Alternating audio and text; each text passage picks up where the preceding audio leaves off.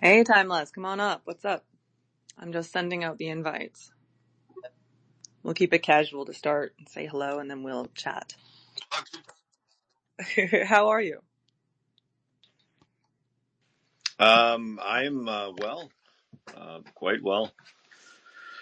I was considering this very topic recently, and in fact, most recently. And I look at the indications, and it says 30 seconds ago, Robin started this space.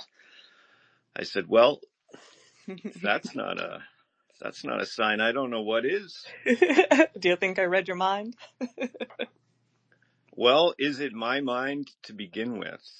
Oh, beautiful. Beautiful. Oh, this is going to be good. Well, do you want to start? I mean, no one's here yet, but this is a recorded space. Do you want to talk about what you've been thinking with regards to telepathy? I'm not going to do my preamble. I figure I'll release my take as we go, but I would love to start with your take. Sure. I'm quite certain the space will get filled up. I should take advantage of it while I have the time. Um, I just got back from the school. There's a local school in Digby, near where I live. I live in Smiths Cove, Nova Scotia. It's about a 15-minute drive down the road. That's where all the kids around here go to school. They get bussed in, and they need assistance at that school. They still need a lot of help, but I get in there for about 3 hours every day and help out where I can. Um, the children today are challenged by um, things that I was not challenged by when I was a child, and so I find the Your audio just cut out. Can you hear me? for me Oh, there you go. You not cut out. real. You cut out for the last about 5-6 seconds. Do you want to repeat Oh, yourself? yeah, there was an emergency alert. It was a test of the national I public got that alerting too. system. Yeah. I got mine about 2 minutes ago. Okay. We're syncing up. That's good. Well, we're in the same country, and I've lived in Nova Scotia, so I wanted to say that, but I didn't want to interject. But go Oh, on, okay. please. Yeah, All right. Well, I'm sort of new here. They refer to me as a come from a where. I know it well. Yeah. Yeah. I was born and raised in northern Ontario, up around Thunder Bay, and spent my entire life in that area and southern Ontario for the most part. Um, but I like to think that I'm out here for good, and I'm here to stay now. Um, Nice. I certainly love it out here. The folks around here are quite friendly, and there's a lot to do. There's the list it continues to grow. I knock stuff off, but somehow that list never ends. Um, yeah, I've been working at the school and noticing the children, and it's funny because I'll play games with a couple of them, mind games, not the type that you would, the average person would think of when that word is expressed. No, this is playful, and it's all done with good intent. Um, but I will speak with them, and they speak with me. We don't use words. Sometimes looks are shared, body language. Um, but I have received affirmation from them that they're hearing me. Two individual children, to be very specific. Both are special needs, and regardless of those abilities, I still feel that most of the other kids in the school have these latent abilities built in, as do us all. Um, but I do feel that there is uh, less restrictions upon them, at least in this point in time that we're at right now, versus the more heavier restrictions that might have been that might have been in place when I was a child. Pardon me. This And is this dominantly, I mean, and I regret not listening to this before doing the thing, but I'm thinking of the telepathy tapes where they were investigating telepathy in autistic children. Is it a lot of autism you're dealing with in that school? For sure. Yeah. All right. Yeah. Yeah, definitely. And there's a certain amount of it that I'm dealing with at the home front as well with my very own children. Um, there's there's a certain amount of it I'm dealing with myself. My goodness. I do feel that each and every one of us lands somewhere on the spectrum. Where that is, that's another story altogether. But yeah, telepathy, I would say, is alive and well in our current time frame. I am noticing that the idea of it is definitely not as taboo or restricted as it used to be. When it's brought up in conversation, I don't get those strange looks anymore. It's more, oh yeah, I've heard of that, or oh yeah, I know all about that.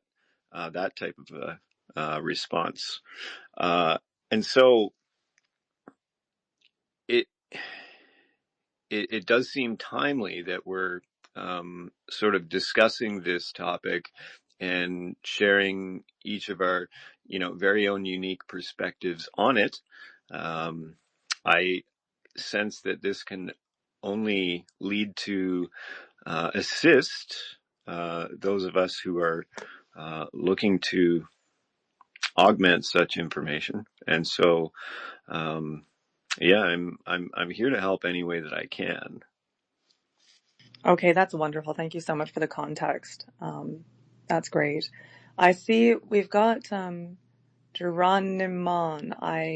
I'll invite you up to speaker. I don't know you yet, but oh, you've just left your request. Proteus is here as well. To anyone who's new in the space, I like to do a hands up, timely speaking, because I very much like to stay on topic and build what we're creating here. So, yeah, I'll go to Proteus shortly. Madness is here again. I haven't done my preamble yet on my take on telepathy. I'm going to wait and see what comes up, and then start getting into it, because there's a lot I can say on it, and there's a lot that I think everyone can say on it. So come in and give us your context, your relationship to telepathy, where you lie in terms of belief and experience. And I think belief and experience, and predominantly experience, is where I really want to take this. So go ahead, Proteus, and welcome Madness, and welcome to our other listeners. Hi, Robin. Thank you. Hey, Time Lass. I don't recognize the other three, but Time Lass and I, we've had chats. Telepathy, breaking down that word, move or across or forward. Pathy, what is that? Feeling? Pathos? Are we hearing words? What exactly do we constitute telepathy? How is it characterized? Is that we hear a voice from someone or we feel them? What exactly does it, what does the experience encompass? Are you posing that question, or Yes. using it as a preamble? Great. Yeah, wonderful. So, and I want to open this up actually to more than just telepathy. I think that telepathy would narrow in on the idea of sharing specifically words or verbal communication within the mind without speaking, as Timeless was talking about, that intuitive knowing between himself and his students. So it really is, let's say, communication between individuals or individuals and collectives that occurs without the dominant five senses and the interjection of the material reality. So the way that You know what? I'll give my preamble a little bit here. I think now's a really good time to do that. I've had a few experiences with verifiable telepathy, and it's very easy to do that, as Timeless has expressed. The first time that I did it, and I'll say very simply, the way to do it is you just go ahead and you can practice it with someone and then verify with them afterwards, and you can use certain techniques to do that. So, and then we can even get into later on, I'll get into the kind of, the physics of it and how this might be possible if we're looking at non-local unity or a field or a mycelium of consciousness, something like that. But the first experience that I had with it that I was able to completely verify was I had done a medicine ceremony with a group of people. And after that ceremony, like a week later, and so it's a little bit still in my system, and I think that people who have done psychedelics, and we heard from someone in another space, have certainly had experiences more commonly with telepathy than not. But anyways, I was doing my meditation, and I don't do this anymore, but I was thinking about one of the people in the ceremony with just love, not romantic love, but just like a general appreciation of this individual and our conversations and things like that. And it was a very pure, very powerful feeling that I was having. I used to do that a lot. I'm more careful with love feelings because they are so strong. And we can talk about that too. But he texted me shortly after and said, Robin, I was just meditating and I felt like you all over me. Were you just thinking about me? And I said, yes, I was, very dominantly. And he said, well, I'm going to take some mushrooms and I'm going to test something out. I'm going to see if I can connect with you later on tonight, and I'll say something and you tell me what it was. And I forgot about this, which was very dumb, but I just kind of was like, oh yeah, sure, maybe I'll get a message, maybe not. And I went to bed really early, and while I was sleeping, I heard almost like footsteps in my home, and then something coming up the stairs, and then I heard my name in my room, Robin, and it was his voice, like it was outside almost. And he wasn't there. Of course, I went and looked, and there was no physical person there. But the next morning, he said, so I astral projected into your house, walked around, went up the stairs, and said your name. I said, you sure did. Please don't ever do that again. That's one story that I'll give, just to give an example of how it happens. And a few of the key components I'll talk about with relation to how to effectively execute telepathy is feeling and alignment of resonance. So when I connected with him unintentionally, it was because I had just been with him, so I was familiar with his signature, his energetic signature, because if we want to get really metaphysical about this, everything is, I would say, holographic, non-local, meaning like it's here. I don't know if non-local is the right word for this, but everything is right here, right now. And the only thing that, I'm getting very metaphysical here, so bear with me, but I'm on a roll. The only thing that differentiates me sitting here and a child in Japan is the frequency difference. Like the configuration, the geometric frequency configuration between us is different. That's it. But it's all right here, all right now. That's when people say all is one, and my room mechanics talks about you're in the room. So telepathy, in part, is being able to aim yourself to align with the frequency, with the configuration or geometric configuration of that other, which you can do if you've just been with them and you're very familiar with their frequency. So it's easier with people who are familiar with one another. And then you can match up and then use a strong emotion to sync up and then connect and speak to. So, and I'll put the caveat out there, I have protection in place that don't attempt to do this with me. I do not like that. It's my one hesitation around teaching this. But I'll pause there because I know that that's a lot, and I'll let Madness go ahead. Welcome everyone else. Oh, we lost the person who asked the question. My turn, Robin? Yes, please, Madness, go ahead. Okay. So, I'll just reference a friend of mine, and I'm glad this is recorded for posterity. And I know it leads into some of our, the other thing that we're going to work on over the next couple of days. But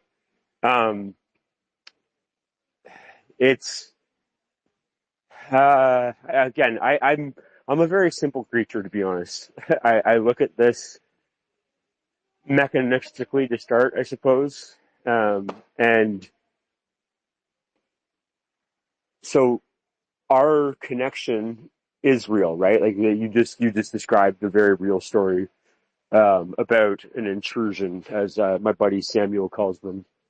Um, you know, the away team tries to kill me at least twice, three times a day, right? Like the NSA has a dark occult department, whatever. Disney World has a neuroscience department. Like, um, I think being very careful about how we articulate this, because we're in the, we're in it now. I promise you that. And they are paying very close attention. But for the people that we are trying to articulate this for, um, that connection is evidential. Like there's evidence to it, right? I spent half my life, and I'm so sorry that I failed everyone, but we're not going to spend time self-deprecating right now. Um, it is, it is a real thing. So, you know, Robin's story there, about the person who astrally projected, and how Robin has protection, and she's set up protocols to protect herself, which, by the way, I don't know why anyone, just for the recording, Robin, um, I guess I'm guilty of this too, whatever. But if you actually look at the profile and follow a couple links, like Robin has an entire site talking about how to protect ourselves. And like, I know that we're going to work on the cognitive security primer or whatever, but yeah, I'll pass it back to you. You're the host here.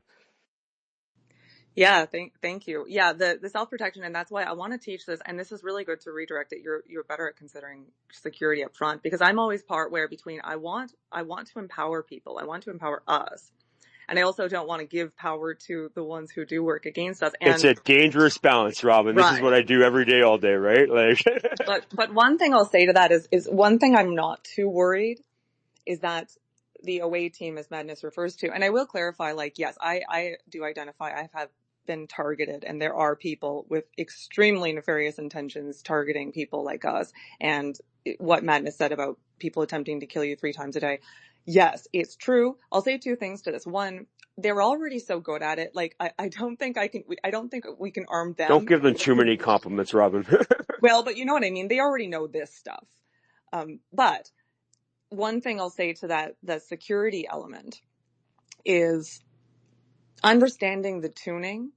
It's like and so these attempted psychic attacks, they can only get you if you're in range. And so it's understanding how to stay out of I have their a hand range. on that. Yeah, go ahead. Well, given optogenetics and those fucking towers that they put everywhere, in range is a matter of distance at this point, right? Well, yes and no. You know, because when I got out of their range, I was still right in the smack dab in the middle of the city. So, There but are my drones and there mind, are satellites, my love. I'm sorry, but yeah, I got to correct you on that one. just can you hold your mic and Yes, raise your ma'am. hand, I please? will raise my hand. Yes. Because that's not quite what I was saying. I was right in the middle of it, right? Still though, out of range.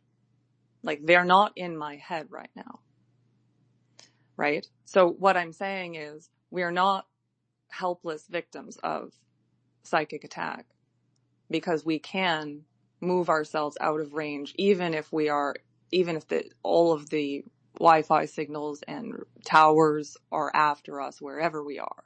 So I just want to put in that we are completely empowered to tune ourselves, no matter how big the technological and psychic influences around us are. That's very important to me. Go ahead, Madness. So just the clarifying, and again, I'm speaking to the posterity for the recording, but the issue is, sports metaphors are becoming, anyways, timeless knows that joke. Sports metaphors and hockey metaphors, being Canadian, are becoming more prevalent or whatever, but it's coverage, right? And unfortunately, you know, I was once a serious person, and I've never signed an NDA, never accepted a paycheck, which is on record. I will never be Neil. No offense to any Neils out there, but in terms of what you're talking about, there is no out of range. Like they with drones and the towers, I don't whether or mean not technologically out of range. I mean, I'm living a peaceful life right now in spite of the, because you know how to protect yourself. that's what I'm Because talking about. yes, I know Madness. I'm I'm not arguing with you. offering Yeah, people understood. psychic self-protection to come. That's what I'm advocating. Psychic self protection is a great way to say that, Orath. Yeah, absolutely. So I'm not saying you're technologically out of range. I'm saying even if you are bombarded technologically. So I just want to stay on We track do have a here. new hand as well, and it's one of my Madness, favorite people. you gotta just wait and let me do this. You've gotta just wait till you're called on. Thank you. Sani, go ahead. I had a very brief, short question, but first I will do my introduction. Please. So I'm Sunny. Hi, Robin. Thanks for Mike. And I follow Timeless. I follow Madness. I followed the person who left from here, the 777. He comes with a different name. But I was listening, and I was thinking to ask you that how important it is to listen to the statement that you have already made for the listener, as well as how important it is to reverberate that statement that you have made about the protection, the safety, which is in the head, meaning how often person has to really think about it or repeat it in the head or tell it outward. Is it not going to attract issues? Or if one just goes into the complete isolation, silence, then the existence doesn't matter. Can you clarify a little bit? Are you referring to the self-protection, or are you referring He's to the ability? asking, can you hide? That's what he's asking. He's asking, can you hide? Madness. No, I'm not asking can I hide or not. I'm asking what is the recipe going forward by listening to that statement once it is uttered. And Robin, you have said that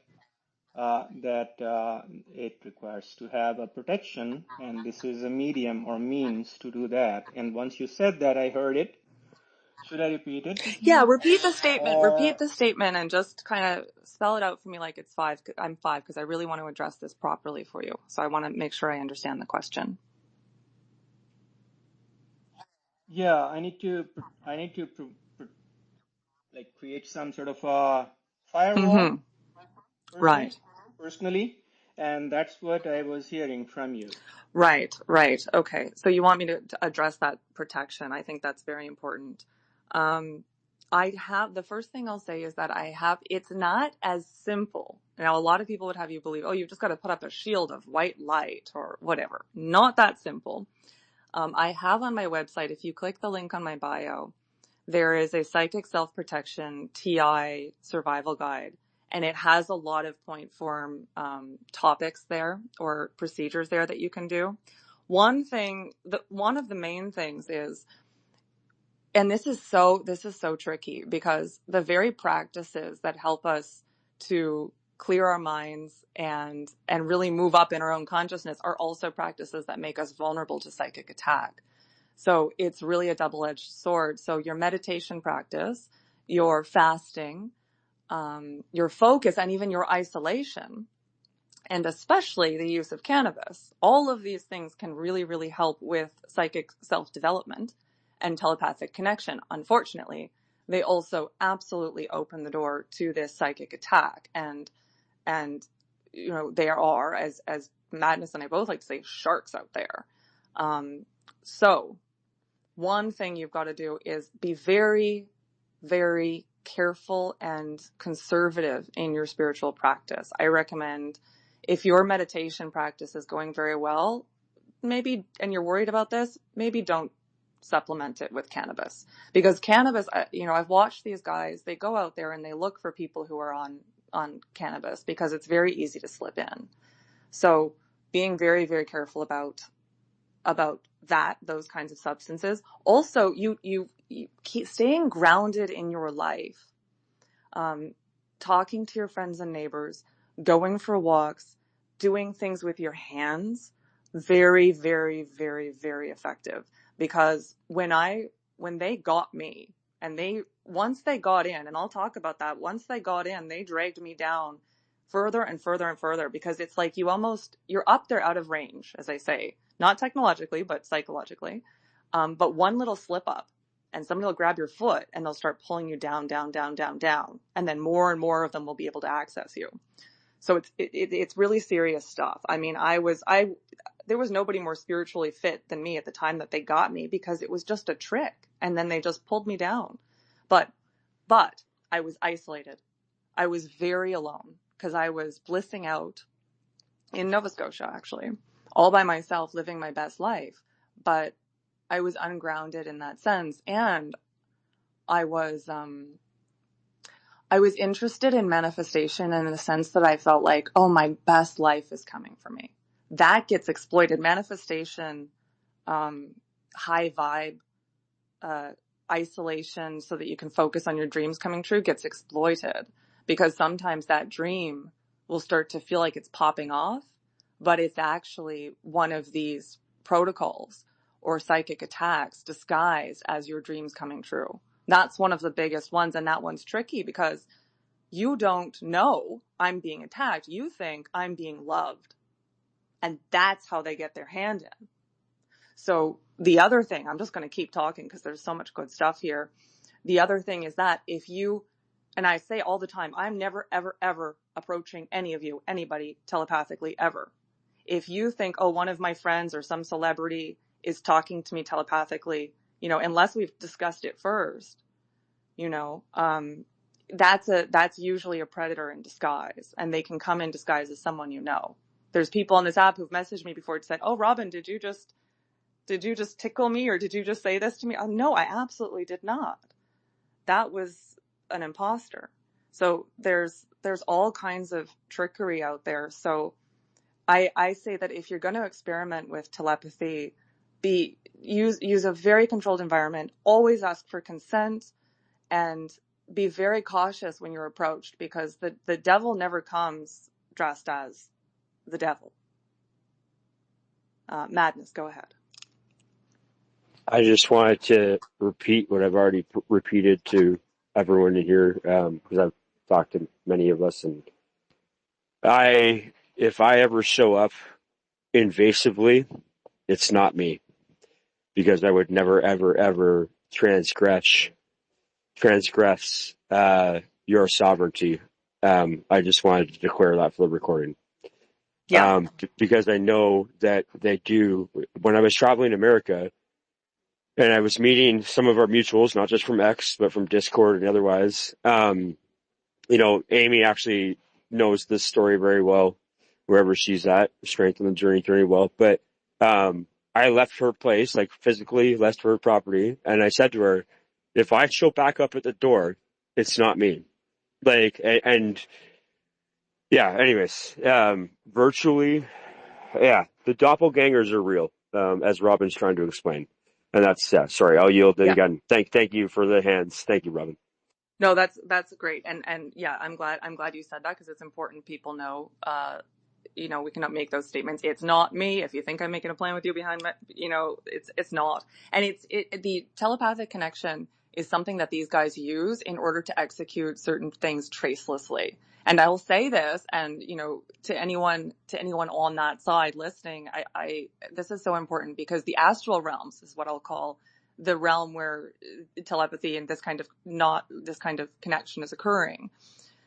In these realms, they're not policed, right? They're not monitored. So there's no repercussion. If someone was to, like that man who came to my house psychically, astral projected into my house, and I've had others try things like that in the past before I had my protections in place. If he walked into my actual house and came into my room in the middle of the night, that would be criminal. There would be a procedure, and that man could end up behind bars. There's no such thing as those procedures in the astral realm. So this is where a lot of the highest level criminals operate, because it's not traceable. That being said, this is very important to know, karmic law still applies. So there are repercussions for these people. They just don't understand them. So this kind of psychic telepathic invasion, I've literally sat back and I'm watching newspaper articles come out about people who've done this to me now going to jail for something slightly unrelated, but pretty related. So go ahead again, Mendes. It's just important to note about what you just said. The astral police. That was very well done, Robin. And I don't think that we need that if we can actually get through this bottleneck or this threshold. But yeah, they operate in the shadows. Again, I was raised by, certainly not my parents, but by mentors who taught me, and which is why I'm kicking myself right now, because I didn't, I've been at this for 1,171 days and I didn't adequately prepare people. But so, what Robin is talking about, just for posterity and for anyone listening, is, this is why when I make the joke that I'm not Aleister Crowley, this is what Crowley and his ilk were up to, or whatever, is that they think, do what you will, that is the whole of the law, or whatever. And they're wrong, by the way. Jail is not what awaits them. But, it's just, sorry, Robin, take it back. Yeah, and that's a good point. There are repercussions on the physical realm that may occur karmically or delayed and spiritual, but repercussion is pretty hard to avoid in that sense. So there are consequences for your actions. All right. I want to ask Sani, do you feel that I answered your question, and would you like to ask anything else more specifically to that end? I think it's a really good question and a good topic. Oh, maybe not available for the mic. And any of the other listeners want to come up?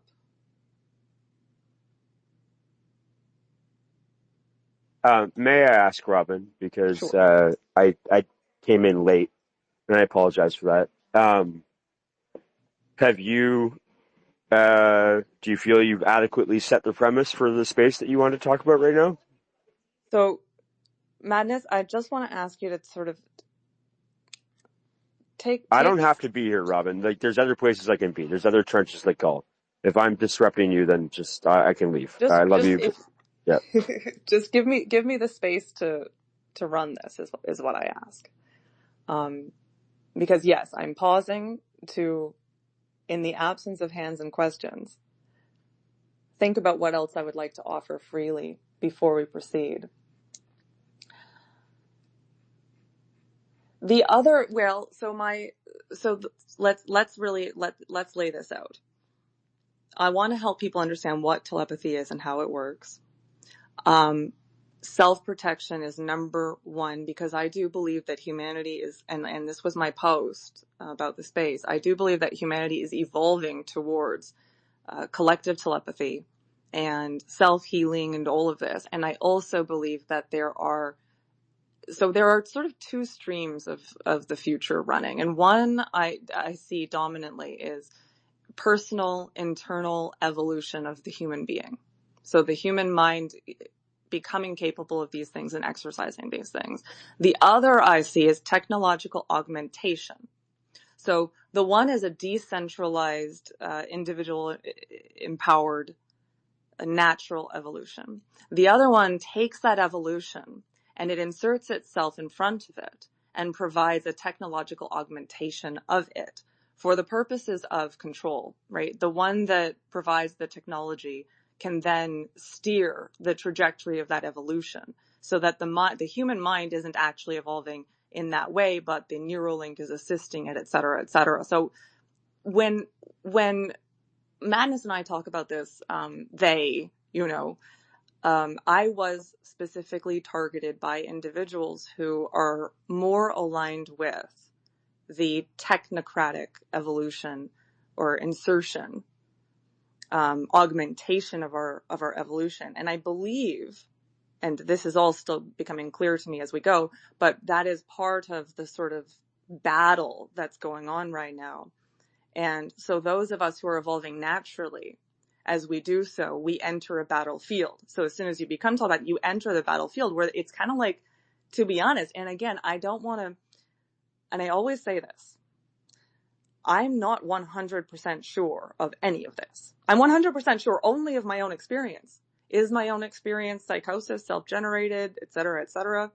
Potentially. I don't have any complete verification, and I always like to say that.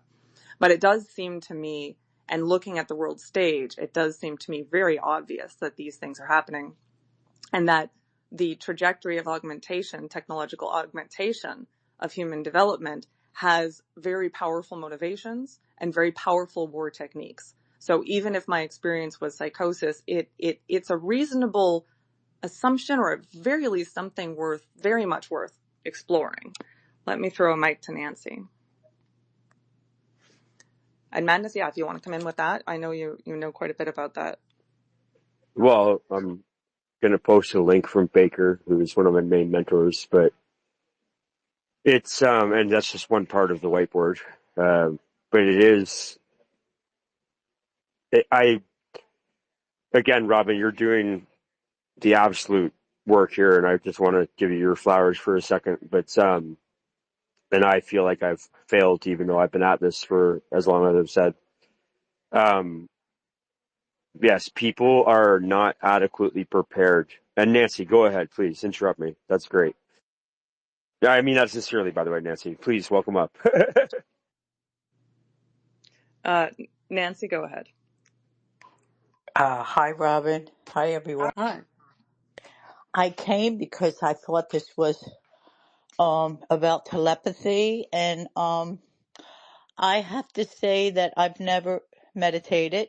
I guess I know that praying is a form of meditation, and I know that sometimes I could try to say the rosary. I'm ex-Catholic, but I still do. I'm not an ex-Catholic. I just don't go to institutions anymore. I find them whatever, many things. So my Take your whole time, young lady. Take your time. family uh, has experienced mental telepathy.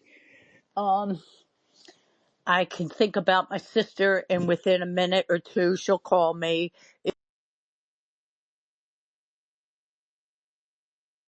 Oh, Nancy, your audio's breaking up Oh, after your sister I called. think she called her sister.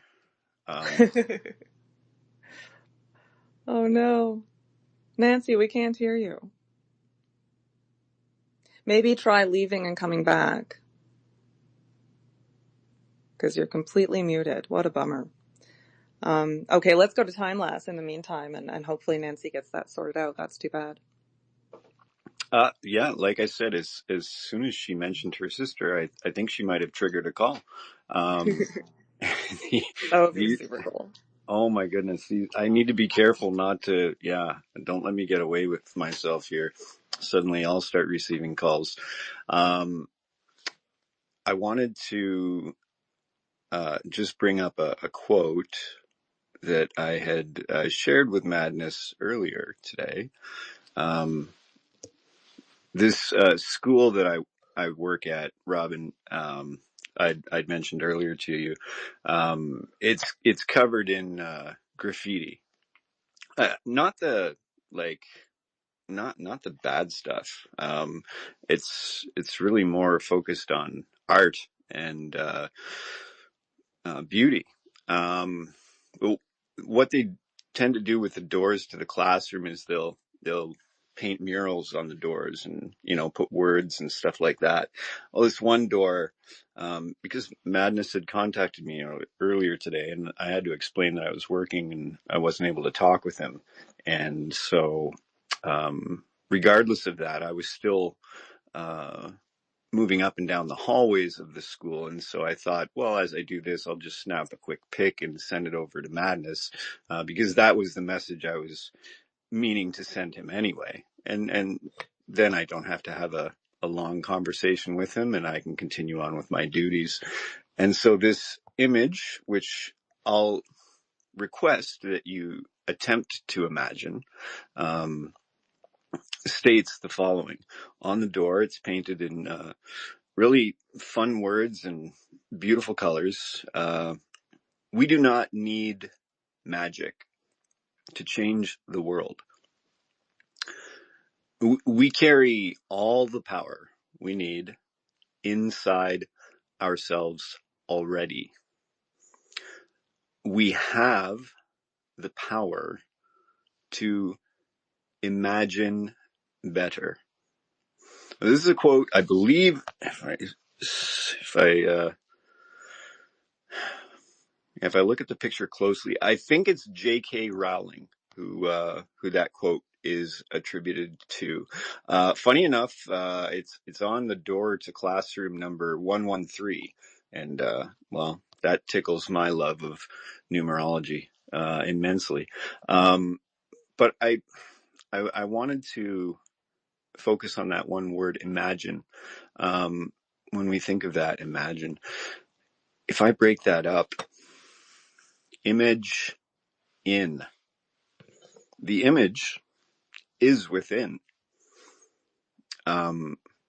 What is within, we are projecting without. At least that's what I've found to be personally, in my experience.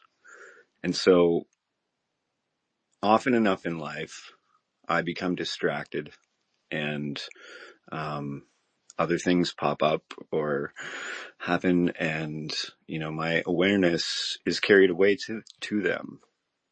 It is during the times where my awareness is directed within, and I mean, meditation has already been brought up. That's a really great way to focus those energies, but there's so many more as well.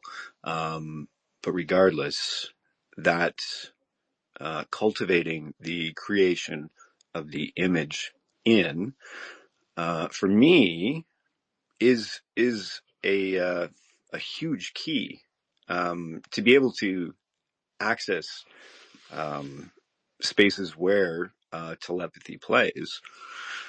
And so we, as a collective, I would agree with J.K. Rowling, can do a better job of imagining. Timeless, have you read my or looked into my room mechanics work? Very briefly. Okay, I think you might be interested. It resonates differently. It's a very specific way of presenting the information, but it really is about that understanding that our reality is our projection and how to take the reins on that projection by understanding the unconscious and unconsciously projecting outward. So 100%. And as soon as I became aware of that as a function, life began. And just as you were saying, and you didn't use the word synchronicity, but saying that all you had to do was take a picture of the door in front of you to respond to the conversation the way you wanted to respond. That's a really good example. And I think that's what you were insinuating of being able to project. Your mind is projected outward, and then it's manifest there. You don't need to bother with it because it's right there in front of you. You've created it. And the more clear you are, the more aligned you are, I have noticed, the more synchronous the environment becomes. So very much agree with that. There's so much more I can say. I don't want to make Nancy wait longer because she got knocked out and came back. Nancy, did your sister call? Is that why Timeless was joking that's why you left, but go ahead. No, I hate to tell you this, but my sister won't be calling. We're not talking to each other. So madness, that's okay. No, it was long overdue. Sometimes family grows apart away from each other, and it's okay. I believe in that train poem where people come into your life for a reason, and they serve their time, or you serve their time, and she's my older sister, and I'm tired of being bossed around by them. It's enough already. So I'm 70 years old. And what I came up to say was, when I was listening to you and Madness talking about these different ways that people can get into I guess you're saying into your energy field or your mind or your soul and do We have destructive. insufficient language, Nancy, but keep going. You're on a roll. Okay, so what I gathered, well, anyway, let me just say this. My family is genetically, my mother was from Scotland, Ireland, Wales, and all that good stuff. And my grandfather was from Ireland. And there is something to be said about those people. And of course, they are our ancestors. And my mother would think about someone, and she had a lot on her plate, 9 children and no money. She would think about someone and they would show up. We had very mysterious things happen in my childhood, and I led a very sheltered childhood, so nobody taught me this stuff. But if I think about someone, they show up. And I noticed that now that I moved out of my old neighborhood where I was the grandmom and everyone knew me, um, I didn't have time for quiet. Like somebody was always just grabbing at me for some reason, one of the neighbors or whatever. And I loved it. I'm not complaining. But since I've been quiet for a year, like these thoughts come to me, these realizations that I missed while I was raising my sons and my husband's my life was chaotic. And now that I've been quiet, my girlfriend, I'll think about calling her and she calls me. So she's not a blood relative, but I think when you are in sync with someone mentally and in your heart, it's impossible. Because here's the thing. We're all spiritual and tribal beings. Years ago, they didn't have telephones. Excuse me. They didn't have who was the guy that rode through the country screaming, the British are here, the British. All right, we didn't have Paul Paul Revere. Revere, yes, Yeah, Paul Revere, yeah. Nancy, yeah. And so we had to use mental telepathy to talk to someone in another clan or tribe. And I'm talking about many thousands years ago. And so animals do it, and we are not to insult anyone. We're no better than them. We're just dumber. Animals know their they know their place in society, and they know to respect another animal's group of beings. So I think that as human beings, regardless of how long we've been here, we're missing a whole bunch of things. But if you're saying, what I'm gathering is that you said that people could. I'm petrified of meditating. My son has tried to get me because I have ADHD. You know what? I enjoy my ADHD. I'm all over the place, and nobody can clean up a house like me for a party. So when I really want to clean up my house, I just say, "Okay, you're having a party tomorrow. Let's do this." And yes, stuff gets shoved in closets, and if you don't know how to do that, don't be ashamed of it. Throw that stuff in the closets and move on with your life. You can't be everywhere all the time. So you said, Robin, the people that don't even know you can tap into your field if you're doing meditation. Because sometimes I feel like in my past years that I had somebody put a spell on me. And I that really gives me the creeps. And if someone came in my house, they'd have a lot to deal with between me and what I carry from my childhood. I will beat the living daylights out of you. And I don't have a gun, but if you threaten my life, which has been threatened many times, I'm not going to be afraid because I lived alone. So, um, I lived alone and I had to get over my fears. And,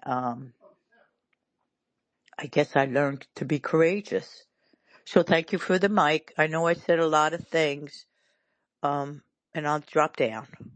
Oh, that's great, Nancy. Thank you. The first thing I'll address is the fear, because I mean, we started off hot and heavy with the attacks discussion. And what I want to say, and it's funny, I was in a space of a psychologist earlier. He's pretty popular on here with spaces, and he was talking about that self-empowerment and internal locus of control versus feeling that you're at the whims of others.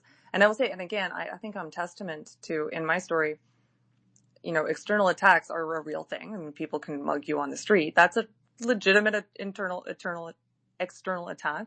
And I believe that they occur psychically and otherwise and collectively all the time in so many ways. But, and again, the fact that I'm still standing is testament to the fact that we really do have the ultimate say in, there is a consent there. You really do energetically say yes or no to these things. And the more we learn to say no to what we do want and refocus, no to what we don't want and refocus to what we do want, and to be ever clearer about what is an invasion, what is me and what is not me, what is an insertion, all the time. And this, we can go back a little bit to the PSYOPs talk. What is my natural arising feeling, thought about this, and what is a societal or other implantation?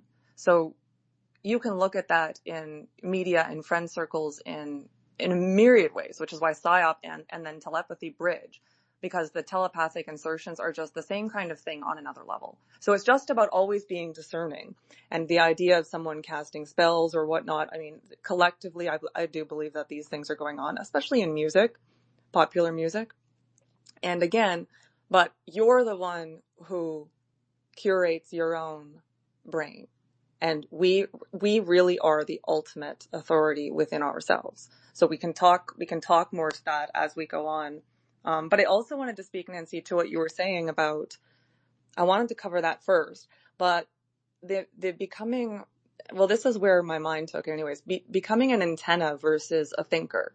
Because the thoughts, the brain is a filtration system. It's not receiving and generating in the same way that that pure antenna can receive. So it's when that antenna is up that we start to receive the pings in the non-five sensory reality, in the non-physical reality. So when you talk about, birds know where to go and when, and this is because they're using the antenna, not the logical thinking brain.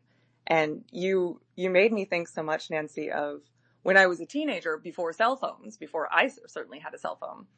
And my entire life was organized by synchronicity. And the fact that I was a loner, more or less, a loner, and I smoked a bit of pot, made it very easy. So I never made plans to meet the person I wanted to hang out with by calling them on the phone.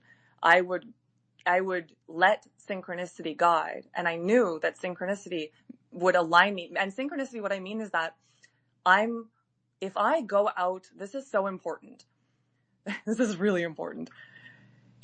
If I get rid of all the thoughts that are pulling me in this and that direction, and I get rid of trying to accomplish this or that thing, and this is what I did dominantly as a teenager.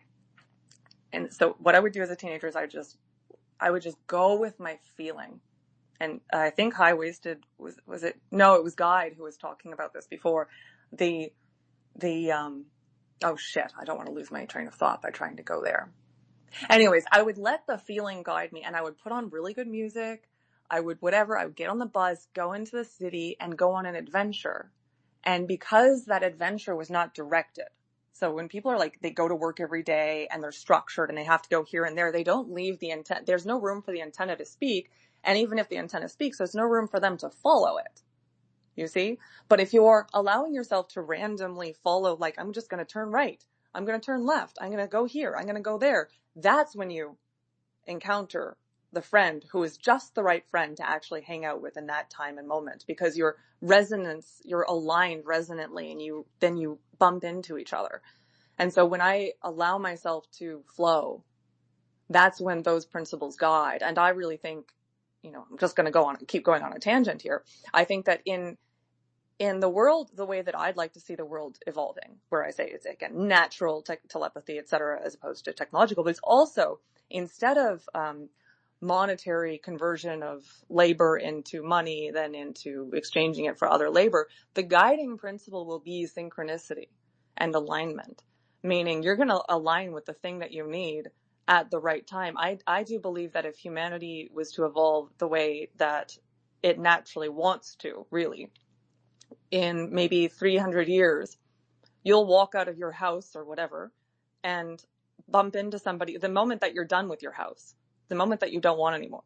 You'll walk outside and a family will be passing by and they'll say, hey, that's the perfect house. And you'll be like, great, I want to get rid of it. What's your house look like? And their house will be the perfect house for you. And then you'll just switch because you know how to move into the flow of that specific alignment. So being able to shift out of the material perception into the higher organizing principles, and then let like attract like until you're aligned with the very thing you need in a perfect exchange. And at the highest level, I do believe synchronicity is the ideal currency for the human being. Welcome to Speaker High Waisted, and go ahead, Madness.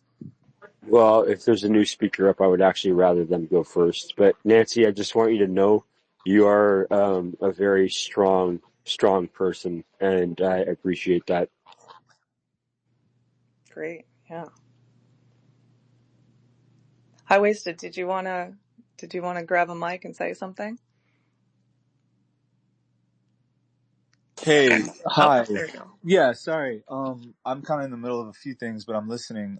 And also I just wanted to, didn't want to pass There's up the always a chance. technical. Oh, he's probably speaking. I got to drop down again. Oh, can you not hear me? I can hear you just fine. Oh, okay. So yeah, I just didn't want to miss the opportunity to just pop in and say hi. I saw you had a space going today, but I usually have busy days, but I wanted to at least let you know that I watched one of your videos on YouTube. I think it was something about room mechanics. Yeah. Yeah, it was really interesting, and I wanted to ask you, like, so your PFP, is that your own artwork? PFP means what again? Well, The profile picture. your profile icon, yeah. Yeah, so it's my design, but the shapes themselves I took from public domain artwork that pre-exists, and then I kind of changed the colors and I put them together in a specific. So I'm like designing stuff with some public domain art, and sometimes it's my own art, etc. It kind of reminds me of, like, mathematical surrealists like MC Escher and stuff. It's really interesting work. Thanks. Yeah, that's the intention, because it's just a one image, and I think it's supposed to be. It's from a kind of like mathematical geometric textbook that's in the public domain, and I wanted to. Escher is definitely what I wanted to signify there. And I and I saw hope. sorry, I was just gonna say, and I saw what you posted on your Twitter account recently too, and it was very good. It looked like color pencil, maybe. Oh yeah, pencil crayon. Yeah, it was really cool. Just thought I was just appreciating the work that you do on artistically. I appreciate that. Can I ask you a question? Sure. If you have the time. So you've listened to the room mechanics. I'm working very hard to make sure that I'm able to provide I want my understanding of reality to be accessible. Do you feel like the video was easy to understand? I think here's the thing. It was accessible to me. Like, so it's almost like I needed to hear it in that moment, kind of thing. Like, it just felt like it was speaking directly to me, but I can't speak for anyone else. You know what I mean? Like, I feel like, there may be people who are ready to hear that kind of thing and some people that aren't, so, but I would imagine that the kind of people who are ready to hear it are going to hear it, and, let he who has ears to hear, right? Because it's not like the kind of thing that you'll hear people talk about a lot, because it's the kind of thing that people feel like won't be accepted. But I think what's interesting about you and the way you present yourself is that it's very honest, and people, I think people respond to that despite themselves, even if they don't want to. It's interesting stuff too. It's like talking about things that you don't hear people talk about out loud, but I sense that maybe a lot of people are thinking it, I have a friend, real good friend that I've been talking to recently, that he speaks in very similar terms, in terms of, that, like, that almost like you come from a place where you have all of the knowledge, right? And but that's too easy, and there's no accomplishment in having all the answers, right? So it's like we almost create these worlds for ourselves where we kind of set it up in advance so that we can rediscover this knowledge that we've always had in a way that challenges us, I guess, if that makes sense. To make it worthwhile, to make life worthwhile, because otherwise, there's no mystery, there's no joy and thrill of discovery without, without having things to uncover, right? I don't know. And maybe that's what this life is. It's just our chance to experience things anew again. Maybe it's not the first time. Maybe this is the only chance we get. I don't know. Like, that's part of it is, I don't know. I get the feeling like, it definitely matters, like even if it seems like sometimes it doesn't, like, this is all we got, right? We got to make the most of it. I don't pretend to understand it, but at the same time, I often get this sense, and I think that's what maybe deja vu is, that I've experienced something like this before. And I don't know if it's a trick of the mind. I don't know if it's just the way that we perceive time, getting kind of wires crossed a little bit, and just a mental phenomenon, or if it's really an echo of something that we've experienced before that we don't have a complete memory of. But, the synchronicity idea, like, I feel like there are times when I'm in a flow state and things are just going exactly right. And it's the times when I'm not thinking about things, right? And everything's just kind of happening, with ease and falling into place. And it's like, the minute you start thinking about it and concentrating and trying to make it happen, it's like it disrupts it, right? And I guess my goal is to get to a place where I can live life that way all the time, but I'm not sure how I would do it. It's like I overthink everything too much, I've always been an overthinker and an underdoer. And I think that's been my problem. So, Nancy was talking about ADHD. I don't know if it's ADHD or unresolved trauma, but it's stuff I've been working through, with my own, type of therapy. I've already brought up in the past in other rooms that I do use ketamine therapeutically. It's not a party drug for me.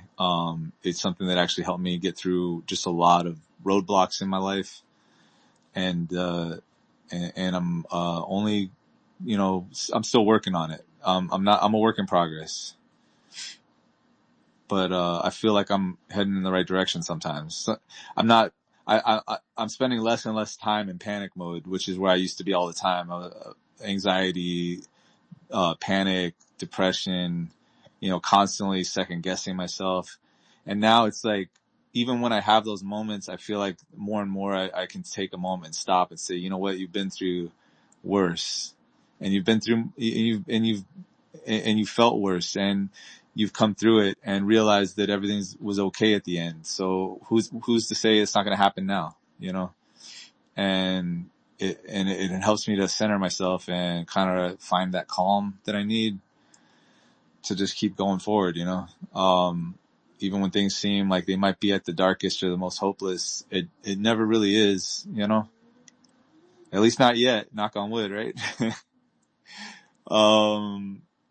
So I don't know if I'm being too vague, but, I have a long story. I don't want to monopolize the room with it, but I want to thank you for holding this space and for, making yourself available to people with this kind of truth and honesty that I think is really rare.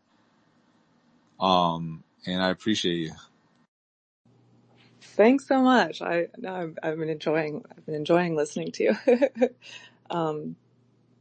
There was something I wanted to respond to. Just first of all, thank you for sharing. I'm appreciating your story and getting to know you through these spaces. And your tone of voice has kind of calmed my nervous system in a way that I'm really enjoying. You and Nancy, and it's been good. I did want to say your answer to my question about comprehension of the room mechanics video is so spot on and it goes back to synchronicity. I'll preamble what I'm going to say. And Nancy, I'll get to you right after. with there's this collection of channeled material called the Law of One, and it's higher dimensional being channeling through this woman with these two physicists, essentially asking her questions about the nature of reality. And at one point, one of the physicists said, "So how are we going to disseminate this? How are we going to make this book really popular so we can change the world?" And the higher dimensional being, Raw, said, now these books are, I actually am not going to recommend these books, and this isn't a recommendation, this is just an anecdote about a portion that was pertinent. But the higher dimensional being said, you don't need to promote it. The people who need it will find it, period. And that really is it. It's like, I can try to make it as accessible as possible, but at the end of the day, I'm not trying to reach everybody, because, and as a matter of free will, not everybody wants it. Not everybody's ready for it. This is like my map for maybe 10 people, maybe 1,000 people, maybe 1,000,000 people. Very unlikely more than that. And I think through the guidance of synchronicity, you find it when you need it. For a while, I was a TikToker. And God, I don't know if anyone here's on TikTok, but that algorithm is the most synchronous, bloody thing. And every video I put out, every comment was, this is exactly what I was asking myself in this exact moment, always. And I have that every night I go on TikTok, and it's like, they just recap my day to me with added insights. It's phenomenal. It's the best synchronicity, digital synchronicity algorithm that I know of. Nancy, go ahead. Thanks for being so patient.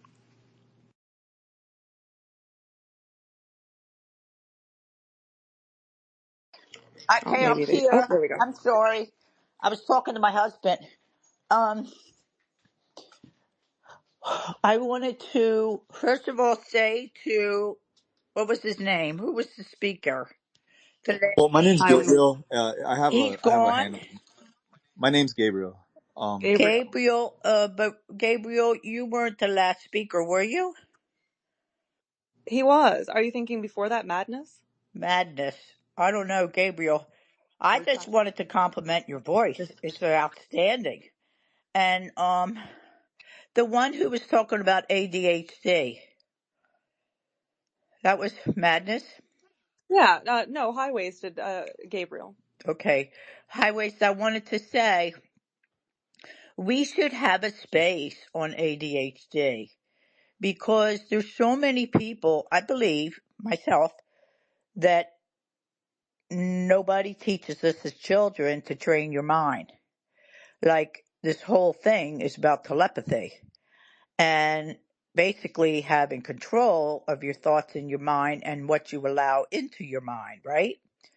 So, ADHD, I started to paint this little tiny room that's in my kitchen.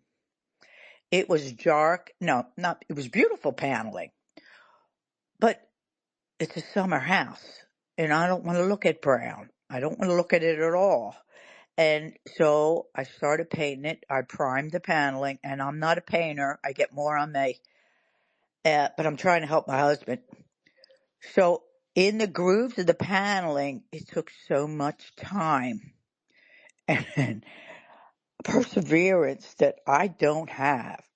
And I think it's a traumatic thing with me and other people. If you have ADHD, if you think about this, a lot of times you don't want to finish something because you don't want to handle the fact that it's final. I don't like finishing a book. I want to stay in it. But anyway, this is getting off track. But the ADHD, it started getting on my nerves because it took me like a whole day to paint this tiny little wall because I had to get the paintbrush in all these tracks of the paneling. And then I was like, oh God, I got to start all over tomorrow with the paint. It's 2 weeks later. I still haven't done it, and I've been sick. I've been in the hospital, and I'm going to get dressed, and I'm sitting on the floor, and I'm going to do the last little piece. So a lot of this is discipline in your mind. And you know what? ADHD is not a damn curse. I'm here to tell you it's a good thing. And I'm tired of people speaking about it. They put us in this box, and it's all negative. That's what I hear from my family members anyway. So I'm going to get off because others may want to stay on topic. I just wanted to address what you said. But I would really love to have a space about ADHD and the struggles and what works. I find what works for me is music, especially when you're thinking about something or you're overthinking something. And put it to rest that way with put on some music. Thank you. And Robin, I did look you up on YouTube, and I can't wait to listen to your videos this year. Oh, fun. Nancy, as just as you said you wanted to do a space on ADHD, I was thinking I would be happy to host one. I don't have ADHD, but I have a bunch of things. And maybe doing a whole neurodivergent space and have everyone share their their different, diagnoses or how their brain works and how they work with it. And I do think they're all like everything, really. It's like a blessing and a curse depending on how you look at it. And unfortunately, because society is structured for what's the word I'm looking for, where everyone homogeny, everyone's got to be the same kind of worker bee, that more often than not. They call them Go ahead. neurotypical. Yeah, but also referring to the idea that like the typical everything, it's not just structured around the typical, but it's like structured around making sure that everyone is functioning the same way. We go to school and everyone has to sit in the chair and pay attention and memorize. And some people are not memorizers. Some people are not sit in the chairs. Some people are not be polite to the teacher-ers. But those are really valuable people. So let's definitely have a space on that. Bipolar is another one, and in schizophrenia, even when we're getting into, and then Timeless was talking about autistic children and telepathy. Bipolar and telepathy is a big one. I mean, that's a segue into psychosis, / just extremely opening those doors of perception. And and ADHD and all of it gets painted as a negative in a world that wants you to be as functional worker bee as possible, right? So it's like, it's not only how to lean into our brains in that way, but also in what ways can we restructure our immediate surroundings or communities to allow for that diversity? Because I think that's a wonderful, wonderful diversity. And I might have taken it down, but I had once a YouTube episode on bipolar and how it can actually be an extraordinary gift, but so often and schizophrenia too are seen as, and I don't know as much about schizophrenia specifically, but they're seen as so negative because it's like, oh, that person is off the handle, unmanageable, and psychotic, not understanding some of the real gifts that are inherent in that stuff, even if it is difficult. And it's the same. It's like ADHD might be difficult. That doesn't mean there aren't real benefits to that kind of thinking. Yeah, good discussion. Go ahead. Well, Gabriel. they say that there's like a fine line between, madness and insanity. And I think that's just another way of saying that there's people who just have such a different way of thinking that most people don't understand them, and they don't have the patience to try to understand them, or maybe even the ability to.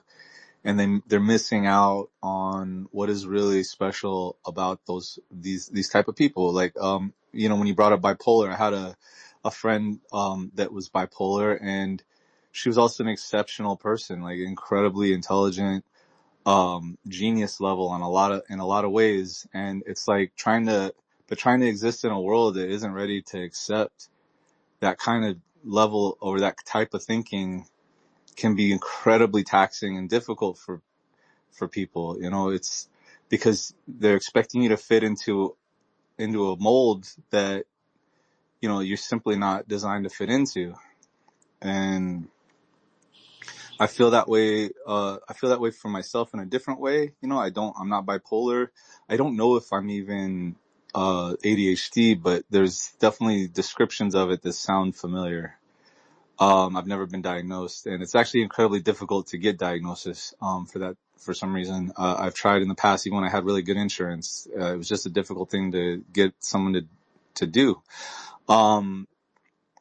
But I've kind of been a self-medicator my whole life. Even when I didn't realize that's what I was doing, I was always seeking out ways to kind of cope with being different in a world that doesn't like different. And, and I feel like, my goal at the beginning was to just make myself fit in, I guess. And that was always, kind of doomed to fail. And I realized that I've more got to find a place where I fit, I guess, than to try to fit in where I'm at, sometimes. And that doesn't mean just geographically necessarily, but maybe just in my own headspace. And the way I look at the world, my own attitude about myself and how I fit into the world, and a lot of that had to do with, and I've talked about this before. My self-medication led to problems that led me to 12 steps programs, and gave me the opportunity to take inventory of myself, to actually look at who I am as a person with thorough honesty, and to to kind of build that framework.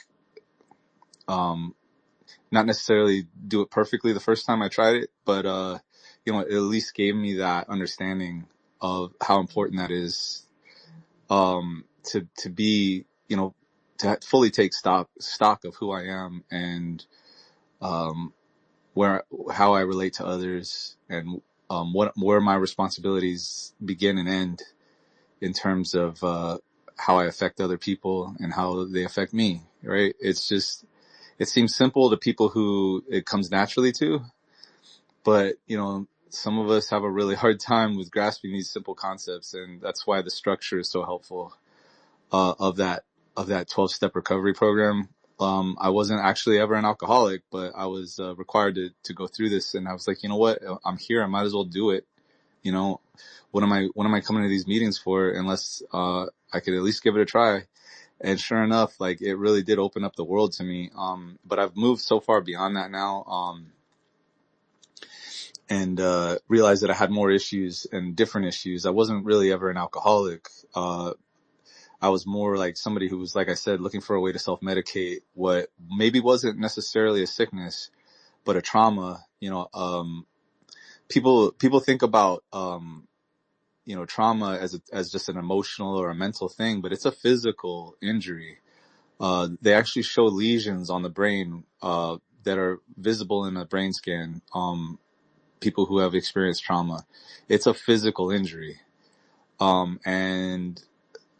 So what's really remarkable about ketamine for me is that it kind of allowed me to begin to heal those wounds, and actually really heal, and kind of regain the use of parts of my my mind that I kind of had shut myself off from for so long. That it was almost like I was walking around with a sling, and my arm is immobilized for so long, and now I finally got the use of my hand back, kind of thing, But thanks to the therapy that I've kind of had to give myself, because it's not really accessible in this in this climate of they're trying to take away people's healthcare, But in any case, so I just feel like it's kind of opened up the world to me. My only regret is that I hadn't started sooner. I kind of look at things as like an opportunity now, where before I used to dread what was coming, and now I'm seeing all these opportunities that I missed because of all that dread and anxiety that was holding me back for so long due to that trauma. It was just like it's like when you have these traumas, they create the anxiety, they create these, I had panic disorder. It would absolutely paralyze me and, immobilize me in my life.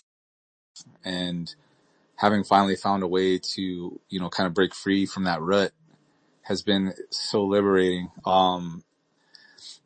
I still have challenges. I mean, it's not perfect, obviously. Like I said, I'm a work in progress, but I feel, where I used to feel kind of a doom and a dread of every coming day, now I kind of see the opportunities, even when it doesn't seem like it's maybe all coming my way. from the outset, like it might seem like bad things are coming. It seems like things tend to work out as long as I keep my attitude in the right place. And I'm trying to hold on to that feeling of, it's gonna be all right, even though like sometimes the world feels a little what's the word I'm looking for, hostile. Like almost like a hostile environment. It's almost like sometimes it feels like you say like a targeted person. I think you called it. I have definitely moments in my life where I felt like the universe was like, fuck you in particular, you know? So I could relate to that, you know? Yeah. So, anyway, and I don't know if it's true, but it really fucking felt like it. Like it's like people talk, you talk about synchronicity. Sometimes synchronicity, people talk about it like it's all positive, like it's only good things, like all happening at once. Sometimes synchronicity can be like a fucking Rube Goldberg machine of fuckery that's just coming down on you. Yeah. It's like, what the hell? Like, what else could possibly happen type of day, And, and, Yeah. but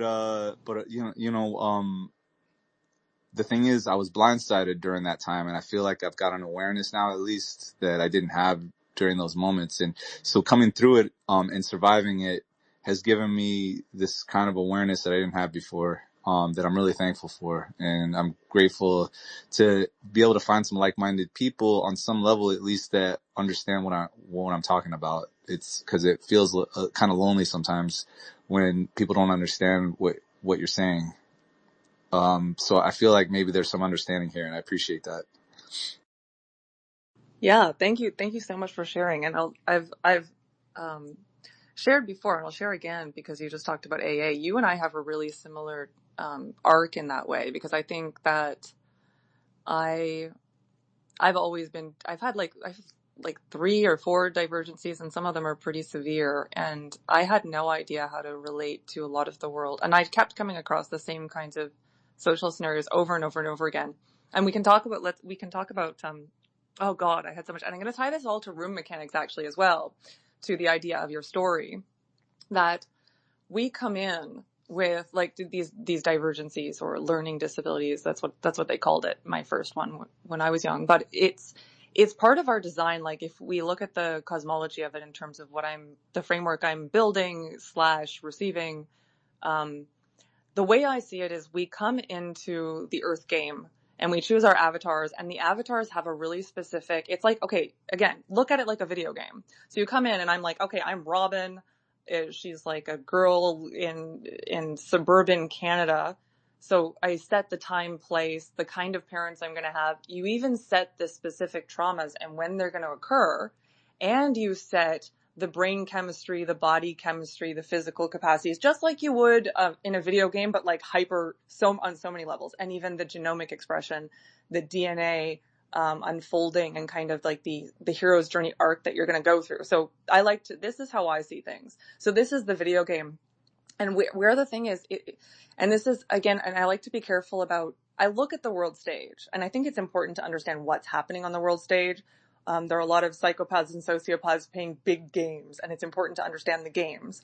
And that's where Madness and I were talking in the beginning. But I'd like to scale it back then and look at the self and how we're going to navigate that ourselves. It's like all I can control is me. Understanding them is part of how I control me. But the name of the game is to understand the way that because I program myself, and then everything in my reality is reflecting. I hope I'm not going too fast. I probably am. But it's reflecting me back to me so that I can understand myself, refine myself, integrate myself, and figure out how I'm going to work this avatar Robin. So and this goes to your story, High-Waisted, because it's the same as mine. I realized I spent, I was so close to going right through the looking glass when I was young, unchecked, because my particular brain chemistry could throw me off into ecstasy land or deep down into hell. It was fluctuating between the two, and life became so synchronous that it was completely psychotic to the outside viewer. The only remedy that I saw for it, same as you, was alcohol. You didn't say that, and I don't mean to project that onto you, but you talked about AA. I'll keep it to myself. I'll refer to myself only.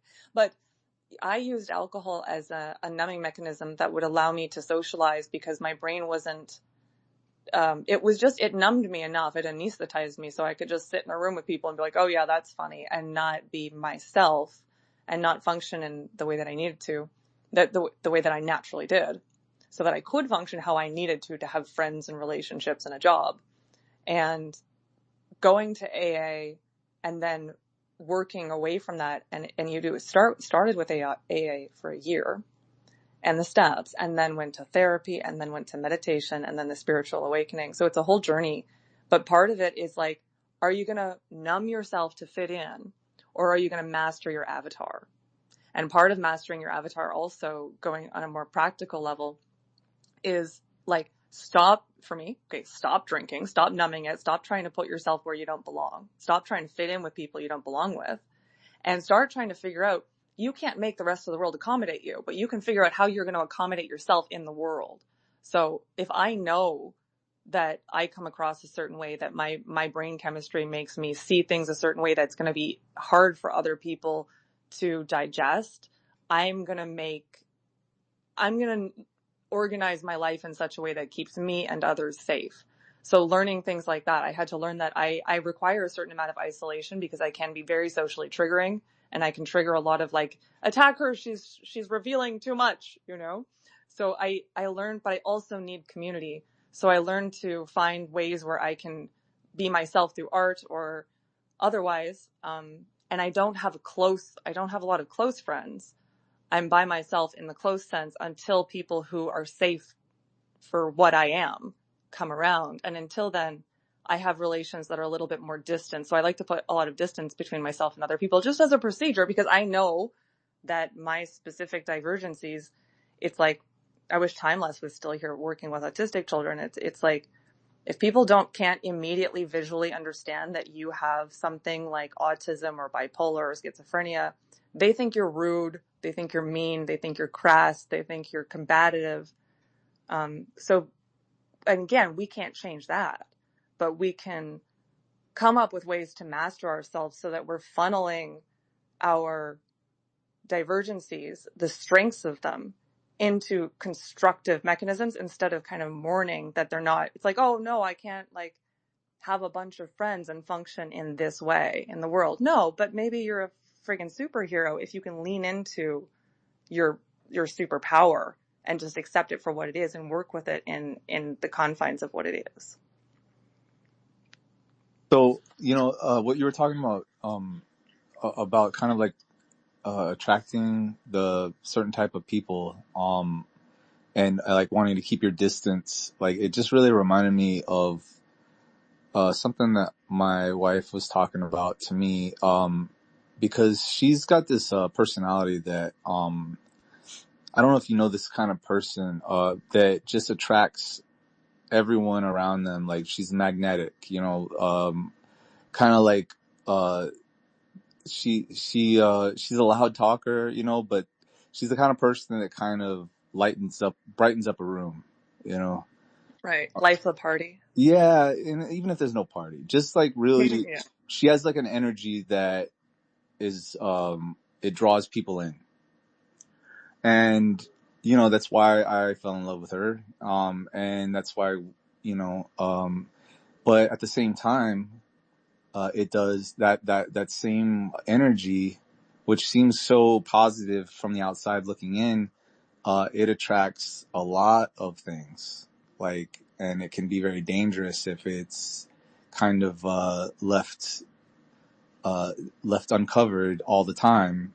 It's going to attract all kinds of insects, like say, you know what I mean? Like if you have a light burning, I really do. Yeah. if you have a light burning too bright in the darkness, there's going to be moths and flies and, all kinds of things flying into it.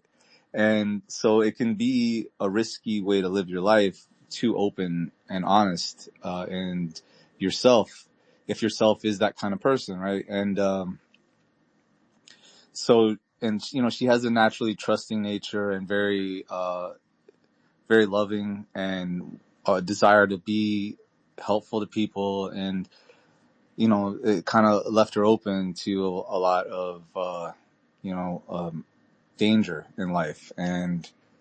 But that hasn't, stopped her from being the person that she is. It's just caused a lot of trauma in her life. So we both have been kind of going through the, recovery from trauma together. But anyway, this is all to say that she had talked to me once about how she's had visions, when she was a kid, how she used to see a lady that wore purple, that she was so young that she didn't think anything of it. But it wasn't until later that she realized that that person wasn't really there, that other people couldn't see her, and that she was wearing like a very old style of clothes. She just always called her the purple lady, but she was dressed very old fashioned, like maybe something from the 30s. And it wasn't until later that she realized that as a child, she was like, I was seeing something like an apparition, maybe a memory of the past that I couldn't comprehend. Some people would call it a ghost, right? And like, it's not something she talks about to people because she doesn't want to be, mocked or not taken seriously. But when she was telling me about it, she said that it's just something that she's kind of always had, was that she seemed to attract for lack of a better term, types of energy that, in this case, it wasn't a bad one. It was someone who was she said she had a sadness about her, that she was just always seemed to be very sad when she saw her. But at other times that it could attract, she said, I had to learn to start putting kind of a shade on my light, is the way she put it. Because sometimes the energy that she attracted was very malevolent. It could be something dangerous to her mental. If it's just a mental state, or if it's just like you say, maybe it's a psychosis, maybe it's a manifestation of something in her own mind, or maybe it's something else. But it was something that was not having a good effect on her life and her mind. So it's kind of, I don't know if it's telepathy or if it's just like broadcast. You're talking about having your antenna up, but I think there's also maybe like a broadcast that people have. And even if it's just like to people in the world, like regular people, which she definitely has, or if it's to something else that's maybe living in the darkness unseen by most, maybe it's that too. But there's just certain people that I think are very powerful broadcasters of signals that are very attractive to all kinds of things. This is so important. I'm so glad you brought this up with your wife, because, and if we're looking again back to this is a video game for the purpose of self-refinement, somebody in another space, I think it was KB, we were talking about the purpose is, love. And then to elaborate, it's love and wisdom, because that love and light, it feels so right and so beautiful, and like that's all there should be. But we're in an arena with sharks, with parasites, with all manner of other kinds of beings, right? Like you can be a broadcaster of light, it's beautiful, but you're in an arena where there are people who eat light for breakfast. So one of the things that someone like your wife needs to learn, or does learn, I don't want to be prescriptive, but it's to, like you said, to put a shade over it. So like my example of the time that I had someone, and a lot of people weren't here for my story, but someone telepathically, home invaded me. It's because I hadn't learned that yet. I was so indiscriminately full of unconditional love, and I was so liberal with the administration of that love, that people took it personally, and people took it as invitation, and people took it like, this is an endless source of sustenance for us. And so we were talking about psychic self-protection. And this is why I believe we're in an arena of such tremendous contrast, because we're here, if we're beings of love and light, maybe we're here to learn discernment, strategy, and wisdom. So that's when I say wisdom, it's that strategy. So the avatar of your wife, one of the objectives that she may have, and you can find out, if you want to find out what your objective in the earth game is, look at your program. So if you're full of light, you're not here to learn to be full of light. You're learn to actually integrate darkness and let the darkness be a protective mechanism. So for me, I had to learn through my attacks, the attacks that I received psychically, or otherwise the targeted individual experience I had again, I won't go back into it too much, but a 24-hour onslaught for 9 months. And I had to learn to stop trying to love and teach my attackers and start learning how to become as strong and as powerful as them, cut off the source that they were feeding on so that they starve, to starve the parasites. So one of my purposes here is to become wise to the ways of war, to be perfectly honest. And how do you know that? Because you're in an arena where war is occurring. And if you're left unprotected, and I'll go on with this a little bit. There's a lot of people who do hypnosis where they go deep into hypnosis, and they go to the point of their death in a past life. And I've had the near-death experience. I'm going to do a podcast episode on this, or I'm going to do a space on the near-death experience. But you get a life review. So when you die, you're able to go back and see what was the purpose and where did you fuck up and where did you succeed. So I can talk more about the validity or not of this life review and how seriously to take it, but it's constructive.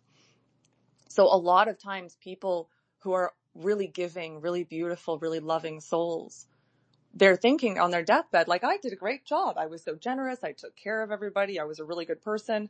And then they get to the moment of death and the life review reveals basically, and this is people get blindsided by this. You allowed somebody to get the shit kicked out of them. Who? You. You allowed yourself to be submitted to trauma after trauma after trauma, while also, enabling the abusers.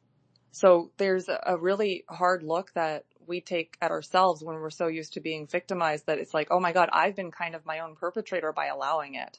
And part of my job is to gather the strength to put up the boundaries and strategically work with my light so that I'm not just feeding parasites and making them stronger while I'm getting my butt kicked. Yeah, it's a really good point to have brought up. And just so we kind of together we kind of went through some pretty.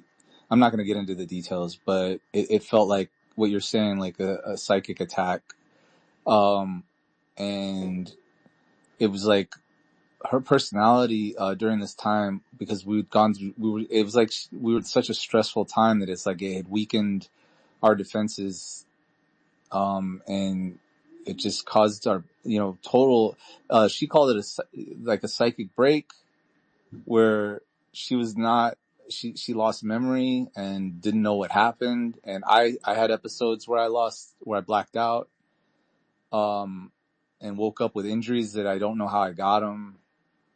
Like, it was a very weird time.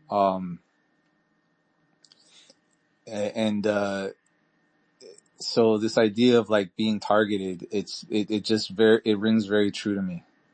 Cause it was like an experience that, it's hard to talk about with most people because they're not going to understand. They're just going to be like, yeah, well, sounds like you're crazy or something. Like, you probably got brain problems. I don't know. But like, we're not outlandishly crazy people in our day-to-day lives. You know what I mean? We're normal, regular, everyday people, and who had like some extraordinary circumstances happen to us. And it just, it's been a lot to get through.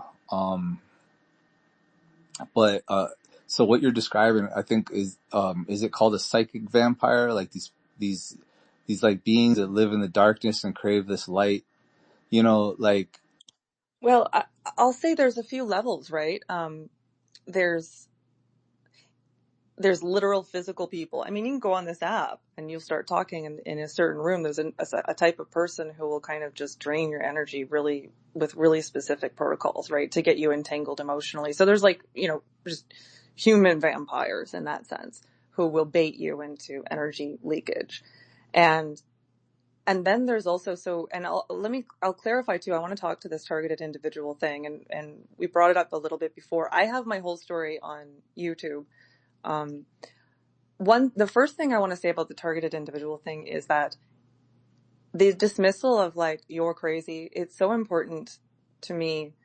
And you've heard me say this before. I don't know if my experience was entirely psychosis, self-generated, even though there was a lot of real world stuff that could still be, the psychiatrist will tell you you're just sort of recognizing patterns where there aren't any. Or if it's real, I have no doubt that real people are targeting real people. So there are targeted individuals somewhere, because in a world of how many billion people, some people are targeting other people.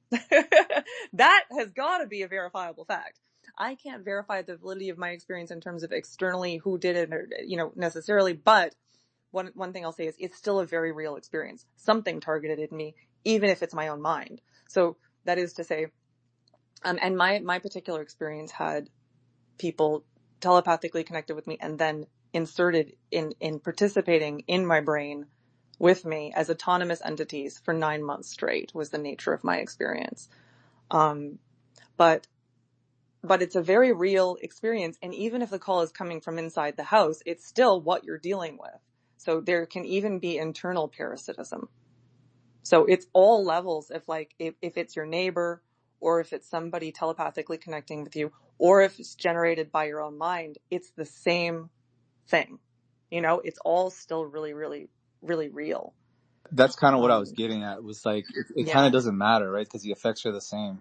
Whether it's, exactly. whether it's like this malevolent, supernatural or extra dimensional force that's just happened to wander by and decided to make a victim of you, or whether you had like so much pile up in your mind that it just finally broke your brain a little bit and caused you to have this experience.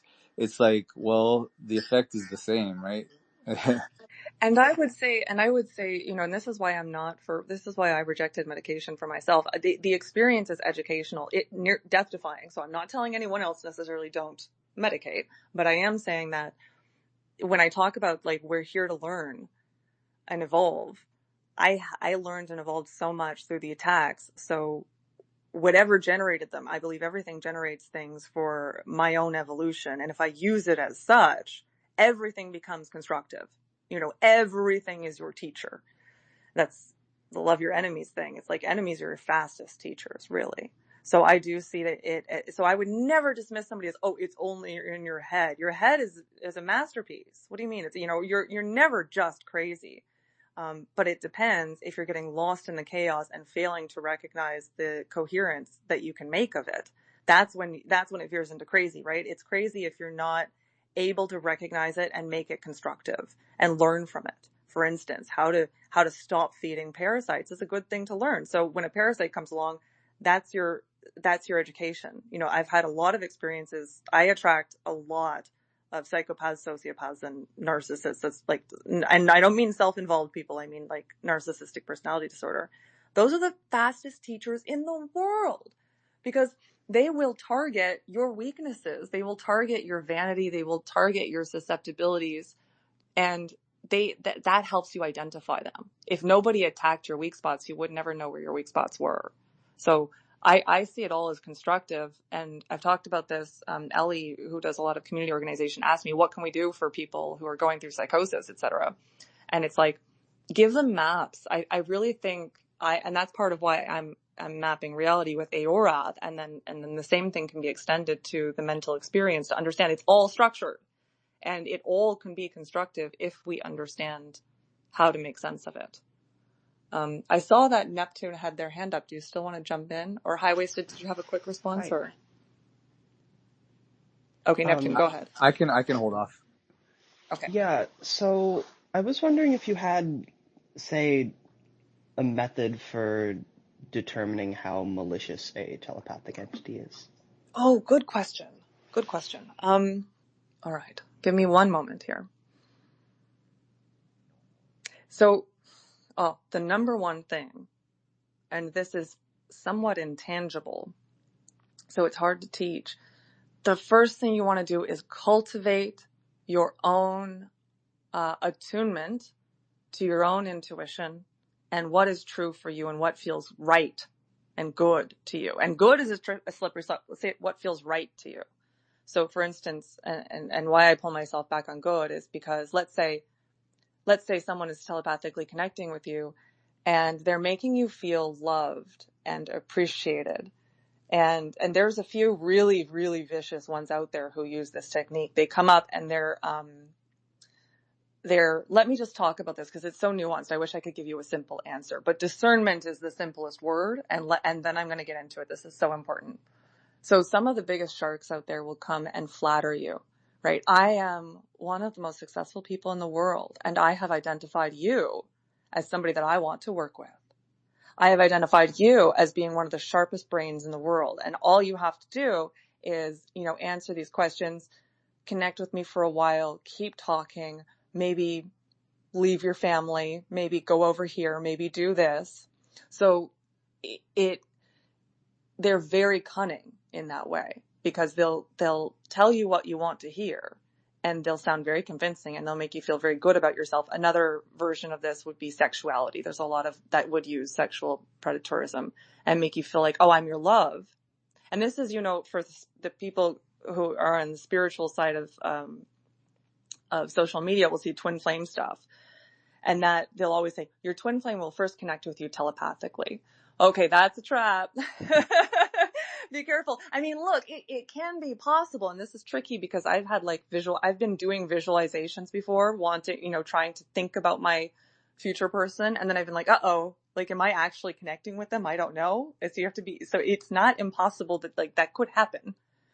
That you can telepathically connect with your future partner, but a lot of people are out there pretending to be your future partner. They will always wear the face of someone, they will almost always wear the face of someone famous, and someone successful, or someone that you already covet, because that's the easiest way to get your attention. So you're gonna, here's where you can tell the shift.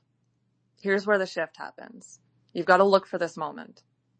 So let's say someone's telepathically connected with you and it seems to be, it's like, maybe this is my love.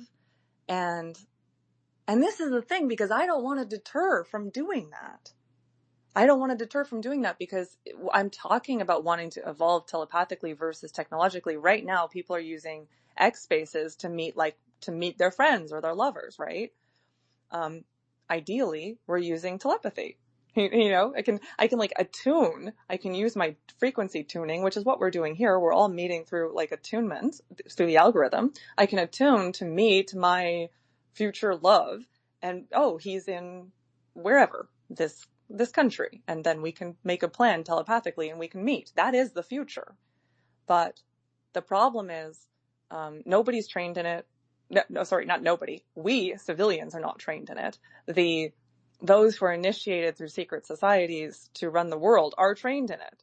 So they're really, really good at manipulating people like us when we go out and try to use our skills. So back on track to your question, there's going to be a moment. So let's say you're connecting and it feels great. And it's like, maybe this is the love of my life. They hear me, they recognize me. And trust me, I've had some telepathic conversations with predators where I felt like, wow, does this person ever get me? Like, it can feel so good. But there's going to be a moment where they push you a little, and they'll try to push you in a direction, and your antenna will come up and say, no, that doesn't feel right. Like ethically, morally, frequency wise, it doesn't resonate with who you really are, but they'll push anyways. That's when you know. And it can be very subtle. Give me one moment. Speaking of all this, I feel like there's something outside my door.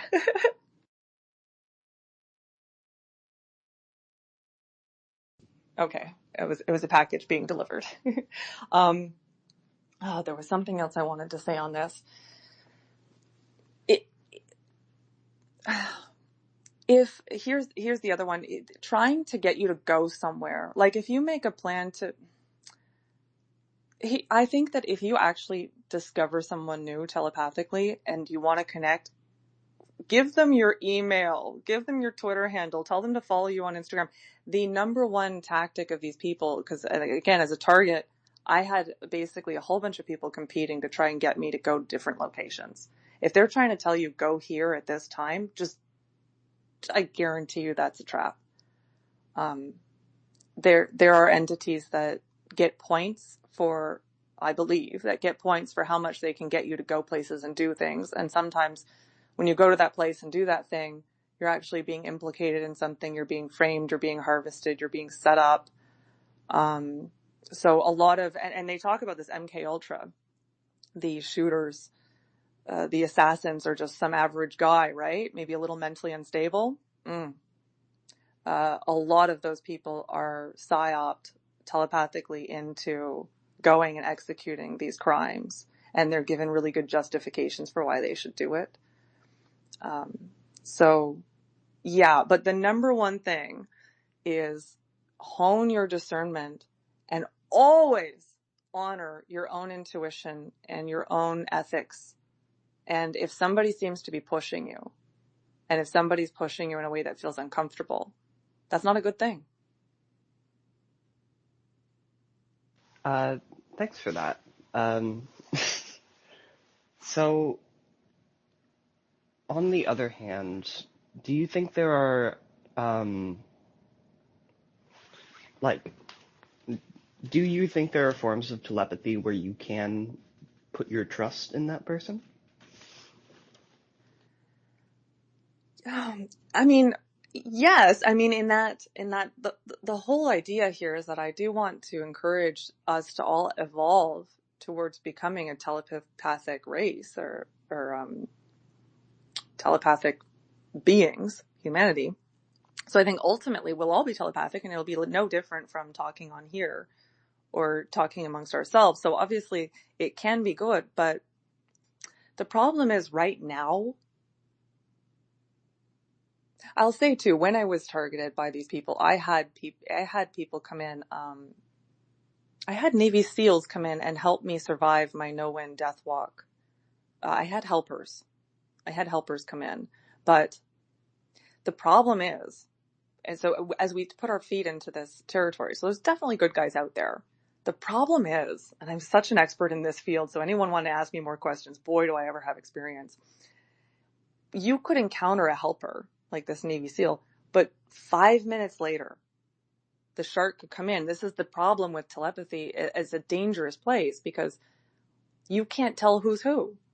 So your helper, your handler could be watching your helper come in. Your helper goes, "Hi, my name's Jesse. I'm here to save your life. Take Benadryl so you sleep at night so they can't get into your head and night terrors and whatever, giving you some help." And then 5 minutes later, your handler has learned the way that Jesse talks, and he's now disguising himself as your helper and giving you bad advice and reintroducing himself into your field and mixing with you. The more that you engage with somebody, the easier it is for them to maintain their connection. So these guys can come in and pretend to be the good guy and then continue engagement. And I don't mean to, no, maybe I do. I mean, it's unfortunate that the discussion about telepathy has to come with so many warnings, but we really are stepping out into a field that is already right now very populated and very dominated by predators. So it's like dip your toe in with extreme discretion is where we start.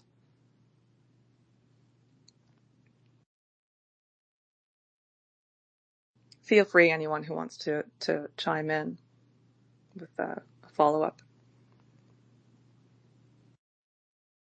Yeah. So what I found with me, and I think that this was really important, was that and I'm not saying this is true of everybody, but with me, I was trying to cope with things like sleeplessness with, so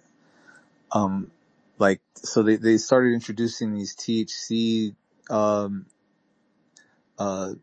they're not exactly, the same type of THC that is traditionally found in marijuana, but they were like a legal loophole in Texas. And I was having trouble sleeping, and I had a new job, and I was really tired during the day, so I was just like, I need something to help me sleep. And so I had started taking these gummies, and a couple times I tried vaping, but whatever. I was trying to just basically use it as a way to sleep at night.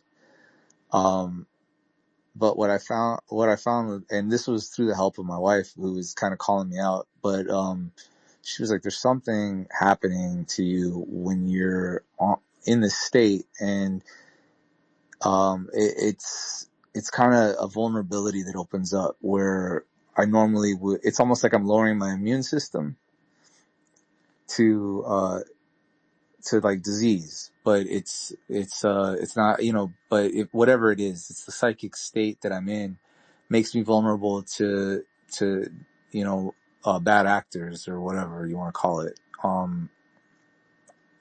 And, I just really had to come to terms with the fact that that's something that I can't really indulge in anymore. And I'm better off for it. There was a time when I thought, oh, what the hell? It doesn't hurt anybody. This is like the most benign substance on earth. Everyone is overreacting in terms of, just say no to drugs. And I still believe that I don't think it's unethical. I don't think it's like you're hurting anybody. But I know it's hurting me. And that's all I kind of really needed to realize was that, like, it's something that's making me a person I don't want to be. And, so I had to stop. I stopped drinking, even though I don't have a problem with it.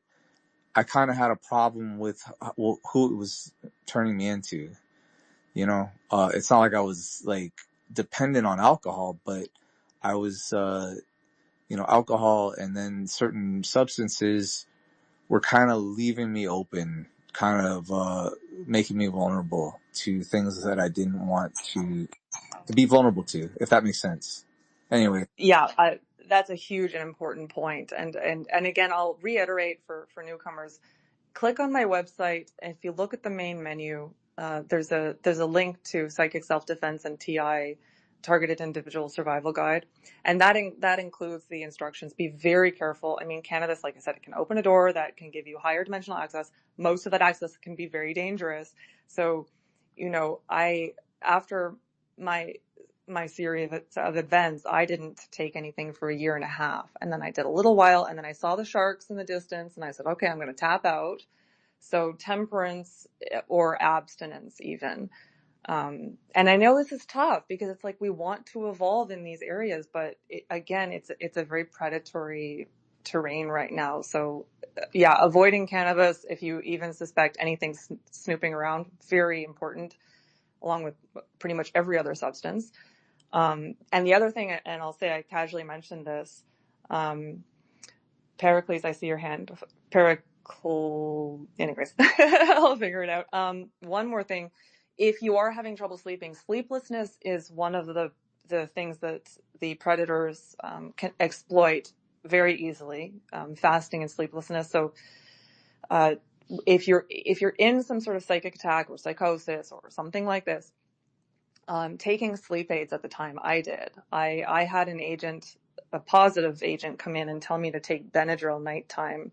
And that saved me. I slept every night through the whole thing until the end. At the beginning and the end. The beginning, before I took it, I didn't sleep for 5 days. The end, I didn't sleep for 13 days. That was so bad. But in between, I took Benadryl and I had no night terrors. Nothing was able to terrorize me in my sleep because I think I was skipping the REM into deep sleep, more or less. And any time that I started to drift off without taking the Benadryl, it was like they were trying to rip my soul from my body.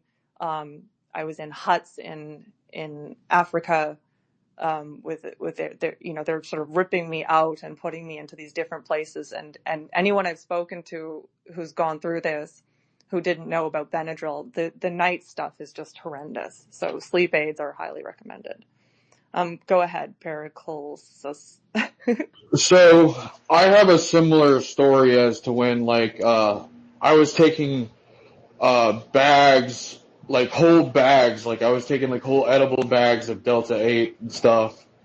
And it like just landed me in weird spots where I was just ending up at random girls' houses and stuff. And like essentially I think it opened me up to like a hologram type spirit world type thing. And it opened me up to these bad actors that were like, waiting on the other side. I like to call them my gang stalkers. But Yeah, so I had a phenomena with that, and I've been trying to stay away and stay sober and stuff, and try to like change my point of view because I was kind of doing stuff that I wasn't proud of for like 10 years of my life. I was losing my friends. My family became like very concerned about me, and I just I didn't know what to do, and so I was just like, I think there's something in the Delta 8 itself that opens you up to like this holographic like world, like something What to do is with like the Delta 8, if you don't neurochemistry. mind? What is Um, Delta 8? so there's like 9,000 or like 10,000, something like that. Maybe I'm a little bit off. Cannabinoids in the marijuana plants. Delta 8 is one of those cannabinoids, and Delta 9 is like regular marijuana, like that's like regular THC. So I think something about the neurochemistry in Delta 8 itself, because it hasn't really been studied, opened me up to like this self-realization that I was like in like a hologram or something. And so that's kind of like what happened for me. Because I was taking like bags of it. Like I would go over to my friend's house and I would take like a whole bag. Like I would eat like a whole, like you're only supposed to eat like 2 or 3 of these gummies. I would eat like a whole bag. So Yeah, thanks for sharing. And the holographic thing, it's good you brought that up because I've talked about this a little bit before in the space, but I always like to reiterate because people come in and out. That is my understanding of all of this. What I call the astral realm. It's like when there are different stratas of reality. So when we're in the 5 sensory reality of physical experience, we're in one where we have to use those senses. So I have to speak out loud for you to hear me because you're over there. Time space is a thing that exists in the physical manifested strata of reality. In the astral realm, in the fourth dimensional or higher strata, time space isn't a thing. It's holographic, and what holographic means is that each part contains the whole. That's how a hologram works, if my memory serves correctly. Michael Talbot wrote a really good book called The Holographic Universe that talks about this. So when I talk about, when one is tuned in, one recognizes, and when I was going through my experience, I was in my room, and my room was the universe. My room was everything, everywhere, all at once, which is how I could telepathically, I could channel, I could connect with anyone across time space like it's now, because in the fourth dimension, everything is now and everything is here. You have access to everything. And that's a really important understanding when we're navigating all of this stuff. And that's why, in terms of me saying like, is it real? It's real in the fourth dimension. Now, sometimes it's real in the third, meaning sometimes the man that I believe is my handler could actually be physically sitting there, telepathically connecting with me. More likely, it's the version of him that I have in my universe, which is holographic, meaning I am the puzzle piece that is all pieces. And so he exists inside me. And there are 2 different levels to this. One, in the astral realm, everything is me. I contain the entire universe. And then also we can extend that to understanding the physical universe as being us as well, but that's more advanced, and I'll save that. I can tell Go ahead. I can tell a little bit more of my story. So I had like an extreme obsession with the Cold War, that started when I was like 17 or 18 or something like that. I'm 27 now. So I was just like reading everything to do with it, and I think when I was like 19 or something like that, I had this instance where I felt like I was in a hologram, kind of like after I took these Delta 8 gummies, but like this was like years before when I was just smoking regular bud or whatever. So I like had this weird sense that like something was going on, like a psychic sixth sense that there was like these 2 spies or something like that like were doing something. And like I like see like a lot of these weird synchronicities like happen like kind of in the world right now that that kind of like co-align with like my hologram like situation that happened to me like 10 years ago. It's like really weird.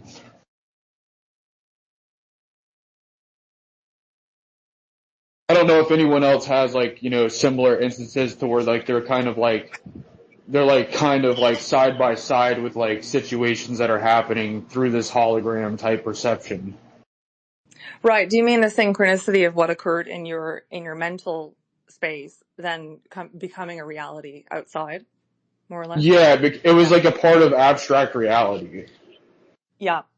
And we were talking about in the space before, we create with our minds. So a lot of time what we go through mentally first, and I had that, I mean, in my handler, the things he told me about the world stage all came to pass. It's as above, so below, as within, so without. Sometimes we play it in our minds before it actually becomes reality. Yeah. One last thing I found very weird. I had a friend who was a nurse, and this friend worked at the hospital, and I don't really like to talk about this, but he had an interaction with some guy who was on his deathbed that basically was talking about how he like basically had a lot of interesting things that happened because he was essentially like an asset during the Cold War, like a spy or something like that too. So it's just very weird synchronicities. Right. Okay, I'm gonna go to Neptunes if you have their hand up. Yeah, hi Robin. So I'm so a lot of your experiences on the astral seem to be involving things that appear to you as human. So I'm curious to know if you've had any experiences with things that are distinctly non-human. Oh yeah. Oh yeah. It started human, and this is interesting because I didn't know about Gnosticism before my experience, and then after my experience through synchronicity and kind of like, I'm sorry, I can't pronounce your name. I'm going to call you Pericles, even though I know it's not right because Shakespeare's coming to my mind. It's Can just you tell me how? Paracelsus. Paracelsus. Thank you very much. My dyslexic brain was not able to do that. Paracelsus. It's funny. Yeah. It's like I experienced it, and then the algorithm started to show me the Gnostic framework for reality and the Buddhist after I went through it internally, because it was like then I was able to receive it or see it and it could confirm. But this is to say, my experience, it started with humans, and then it moved to Archon at various degrees of ETs. So some good ETs helping, and some bad, and some that should have been good but were under procedural protocol to actually eliminate me if a certain person got enmeshed with me. And so it's complicated. Alien politics is complicated. But it went from human to ET and then to actually dealing with gods. And so the Archon thing, the Demiurge thing, the idea that Archons are working overtime to keep humans inside cycles of reincarnation and karma is what I faced up with. So let me frame it out for you guys, because this is pretty interesting and pretty important from what I saw. So the first stage of this targeted individual thing, we could say on the world stage, okay, they're trying to take out people who might create a reality. Like, look, I'm a person who's interested in empowering individuals to evolve in their own way and to be self-empowered in a way that's not centralized, so that nobody can capitalize on. So we can say the world stage wants to capitalize and centralize, and so they take out anyone who might be capable of helping humanity evolve in a different way. That's like one way that I see the targeted individual protocol. But at a higher level, this is really important stuff. Those people, so let's see, the people who are kind of running things right now in that direction. So a lot of world leaders, if you look into this idea of the secret societies, that they've got to join in order to be part of the brotherhood, in order to be sworn into office, because you just got to sign up with this thing, bro. Well, signing up with that thing is signing yourself over to this higher authority with a kind of global agenda, more or less, that does have to do with maintaining the material realm and keeping people in the loops that continued to feed the material realm in a kind of parasitic relationship. This is what I saw. This is what I see. I'm not telling you that this is concretely everything that I know it, but this is what my journey was. So those beings that would be running the show there would be archons. And so the archons would be telling the brightest, the best and brightest in the world, come, join us. You can be president of the United States. And all you have to do is, pledge allegiance to us. And you're stuck in the material realm. You're not going to Buddha yourself, but you're going to be the king of the material realm.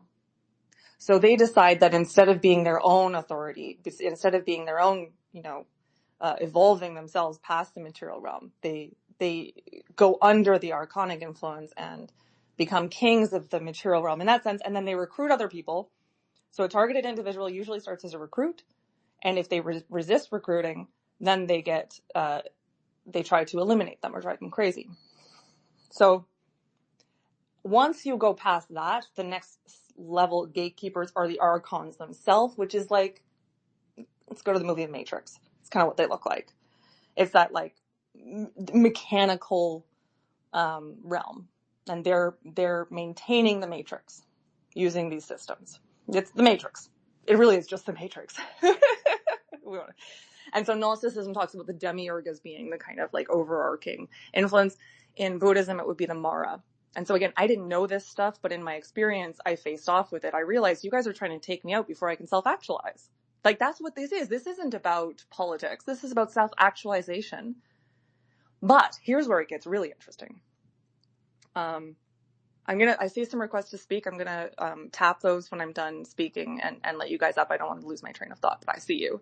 Here's where it gets really fun, because that sounds really hopeless, right? It's like, and then so the demiurge would be a kind of god. So you've got those levels, and the gods are trying to keep us in. What I saw is like the gods didn't want me to get out, because if a self-actualized human actually got out of the Earth Matrix, how powerful would they be? And would they be angry that they were tortured at the end of their evolution by beings that didn't want them to become enlightened? That was the narrative that I was in my whatever you want to call it. But here's where it gets really fun, because then you go one level up. You go above the humans, above the ETs, and above the gods. And then you realize that there are engineers.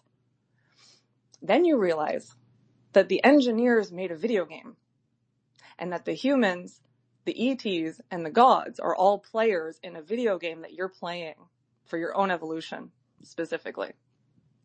And that's the AORATH. That's the AORAThian framework that I teach, is getting yourself out of the thing where we're all stuck in World of Warcraft and realizing it's World of Warcraft. And it's an illusion. And part of why there's this resistance, part of why there's this heavy, heavy pushback against self-actualization, it's kind of like, it's the exam. It's not actually pushback. And this is hard to, it took me a while to accept this, because my experience was so violent. Guys, when I came out of this experience, and I know others can attest to this, I couldn't walk. I hadn't eaten, I hadn't slept, I was homeless, and I was an inch from death. I mean, I really was clinically dead, but for some reason I was still animated by my spirit, but my body had shut down. That's how brutal this was. So it was very hard for me to accept that this was a good thing, but it's been 2 years since it happened, and I now see that it was a good thing, because I see who I have become as a result of it, and I see that it was as bad as it needed to be for me to wake up to my own self, meaning I wasn't actually on my way to self-actualization, and then they tried to throw me off course. What was happening at the higher thing was that I was ascending. You know what I mean? I was becoming very light and lovely and moving to a heaven state. But if you read Buddhism, the Buddhists will tell you the heaven state is a trap. It's denying the middle path, and you get so spoiled by heaven that you don't integrate the darkness, and then the darkness eventually swallows you up. So the darkness came in the nick of time to say, Robin, snap out of it. You need to get smart. You need to get strategic. You need to integrate your masculine. And how that did it is like the masculine attacked me until I became like him and could defeat him, or at least coexist, cohabitate with him. So it's never really about defeat. It's about integration and cohabitation. So at the highest strata, it's not actually a war. It's a game of war that helps you, and I don't have the right word for this yet because I'm still working on all of my frameworks and in my AORAThian maps, but you're organizing yourself. You're getting yourself together. And that's really what this all is at the end of the day. Paracelsus, go ahead. So during my experience, like I had like a lot of weird encounters. Like I told you about like the situation where like my friend, like somebody told him on his deathbed where, you know, he was basically like a spy during the Cold War or something. And I like met this guy who had like a friend who worked at the Pentagon, and he like was like telling me like a bunch of stories about how he was like tortured by like mock Russians or something. And then like a year or two later, I had like weird like encounters with like extraterrestrial type stuff. So um it was just a weird scenario to wake up to. And yeah, I don't know, it's just very weird. Yeah. Finding wisdom, go ahead. Yeah, I wanted to applaud you for speaking about these things. Can't be easy, but I wanted to share some things that I was taught and compared to your experiences. And so, when you're talking about your astral experience and being God of your world, so my understanding is that since it's not a physical realm, your environment is your state of being. So whatever your level of state of being, your energetic output creates your environment, whether high or low, the health state or the higher state. Um, you can compare that later. Also, what you were talking about with the test. And so at a certain point, I was taught that, we go through these levels of initiation towards self-actualization, like you're talking about. And if you remember in the Bible, before his death, Jesus had the temptations on the mount with the two sources. And one is about materialization, and the other one is about hyper spirituality. And so when you reach the highest levels of temptations in the physical world, these are the two temptations. One is for worldly possessions and worldly domination. And then the next one is sort of, like you said, a heightened spirituality or engorging in ecstasy or spiritual heightenedness. And so like these are the two of the final tests before the resurrection, and the two become one as far as your self-development. And I was told that once you pass that, then like you reach a boundary that your soul can't go below anymore. I don't know how that compares to your experience. That's awesome. And I didn't have that I had read a bit of the Old Testament, but I'm not that familiar with Jesus yet. I think it's where I'm about to go. So thank you so much for sharing that, because that's exactly it. And I like the reassurance. I hope, reach the level your soul can't go below, because I do not want to go back. But that is the exact nature of the temptations. I was already in the spiritual highfalutin place, and I was taken down into, when they first approached me, they approached on the grounds of materialism and romance. And so there were two main factions competing for me. And the one was to bring me to LA into the music industry, and the other was to put me in a very prominent position in politics.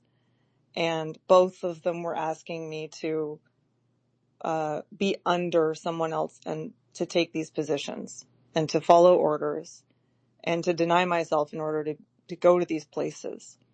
And both of those places I'm going to share this because it's so important. It's, again, I've said this before, it's so easy to look at a story like this and be like, oh, I wouldn't be tempted by that. But I'll admit, I had to really fight with it, because these were things that I felt so isolated in the world. I felt so unseen, and I felt like I had the most untapped potential you could imagine that I wanted to explore. And suddenly there was a knock on the door that said, come with us. You're going to sit at the tables at the top of the world. There's nothing wrong with sitting at the tables at the top of the world. But that delivery, that temptation, was asking for self-negation in exchange for those things. So that was exactly what the temptation looked like. So it's not to say that there's anything wrong necessarily with it, with your, expressing yourself in the world or achieving a certain, material success. But the way that temptation presented itself was asking to exchange, it was asking to do it in the wrong way. And the end of and it's the same thing with the spiritual thing. It's like true spiritual progress is that, like, true, actually, submission, surrender, humility, mixed with also a self-empowerment. Like, it's a thing. But where I was very like, I have become the happiest, most ascended person. And I really was. It was crazy. So both of those things, that's exactly what the experience was like. And I will say that part of why it was so hard, like, it was such a brutal experience, because even when I consciously was like, fuck this, I'm not going with you guys, I don't want these things, you can intellectually reject something. But this is the thing about the predator will go right through your entire psyche and still find it. It's like, okay, you reject all this, Robin, but what about this? What about if we told you that you could, what if we tempt you with the idea that you could be the one to heal the most corrupted people in the world? Or, they kept pulling on potential desires and potential pitfalls, and my ego just, it wouldn't let go. And that's really what the whole targeted individual thing experience is like. The other thing that's happening there, so there's the temptations, and there's also the reconciling and confronting your own misdeeds. It's a hell protocol. So I did go to hell, and in hell I had to face where I had been prideful, where I had been arrogant, where I had been desirous, where I had been lustful, where I had lacked humility. And it wasn't until I was at the bottom of hell saying, I relent, I want nothing for myself, I pretend to know nothing about what the world needs, and I submit. And it was in that moment of submission that the protocol ended. So yeah, I'm eager to learn more about, because so far people have told me the Gnostic interpretation of my experience and the Buddhist, and I haven't heard as much about Christ, although I know that in many interpretations he delivered a lot of the Gnostic wisdom. But that one was new to me, so I appreciate it. Just because it's a response, I'm going to go to Finding Wisdom's hand first, and then Nancy. Okay. Yeah, you talked about how people could say how you can, fall to that temptation. So what they do, like you said, is magnify the slightest desires, and manipulate, even if it's to be good, Um, um, yeah. And also what we want to understand is, during this time, because you're going through a real test of initiation and the development of your soul, you could tell me how this feels. Like, there's a loss of temporarily that higher presence. It's like you're on your own when you go through this test. It's like some of that support is kind of withdrawn on purpose, so that you have to go through it yourself under your own willpower. Bless you. Also, Exactly. I'll let you keep going, but yes. okay. Also, what we want to understand is that the yin and the yang is the two dynamic forces of the universe, and one leads to, like that said, that materiality development in the physical world, and the other one to the hyper spirituality. And so all the Buddha, and if you read a lot of cult books, without explaining it, they'll always go, walk the middle path, because we're supposed to merge these two paths. Okay. Oh God, thank you. Everything you're saying is so solid gold. That was another thing for me, was the when they quote unquote came for me, and I was like, oh, I gotta take them down, I gotta defeat them, I gotta whatever. No, I had to accept I had to accept them as an inevitable part of reality that I cohabitate with and respect. I respect the predators. I respect the psychopaths, and I really say those words without any derogatory implication. The light and the dark, and I'm learning from them. I am learning from psychopathy, very much so. God, there was so much you said. Oh, the abandonment from source. This stuff is so important because so many people who have not been through it will say things like, just, accept Jesus, ask God for your help. I remember the one time I made contact because I was getting pulled down into the hell realm. So one of the things about the hell realm is it severs you. It severs your connection to source. And you can beg and plead, but the one time I heard from the voice of something that was like a God or something that could have been my savior at the time, what I heard was, story of Job. You're on your own. Story of Job. Go through it. And yeah, you lose the other thing. One more thing I'll say to it too is, like, again, when this started, I was in such good spiritual fitness and I could have, but I wasn't. How quickly you deteriorate when this stuff comes. It's like you're, and this is what the Buddhists say too, you go from heaven to hell very fast, because in heaven you're walking a tightrope way up in the sky, and you haven't been practicing, you don't know how to talk to demons, or your ninja skills aren't up to snuff, and then someone trips you, you fall straight down. So I fell straight down, and then when you're down there, you're not sleeping, you're not eating, you're being tortured 24/7, and then a new temptation is presented. Guess what? And even if that temptation is and the temptation is, think of it this way. I'm there, I'm alone, I'm in my living room. What does the temptation look like? It looks like somebody reaching through my hand and caressing my shoulder in a gesture of comfort. Is it that bad to accept that?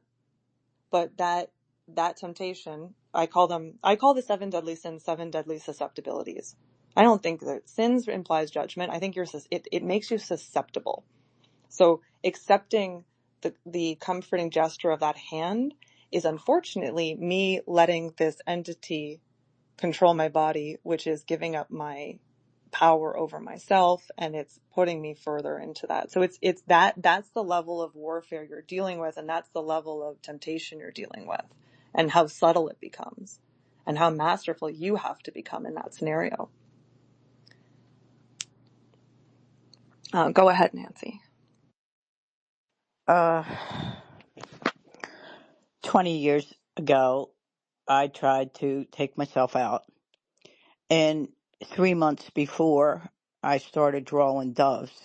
I've tried to draw in my lifetime, and it's in my family. Actually, I think everybody's a bit of an artist. And I started drawing doves on pieces of paper that I never did that before in my life. I had taken yoga with my girlfriend, and I think this could be far-fetched, but I think from doing the yoga, I think I stirred up something in my stomach that I've been holding since childhood. And that's when I started, like, I didn't feel upset or anything, but I did start drawing the doves. And this is no joke. I was in menopause, or perimenopause, and my hormones did a direct hit on my psyche. And years ago, they used to put women away. I didn't go crazy, but I went down. I started crying because my link with my mother, she wouldn't read the letter. It was a very nice letter, and she refused to read it.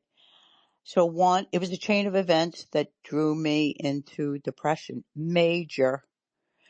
And then I was fighting it, and I told people how I felt, that I wanted to take myself out.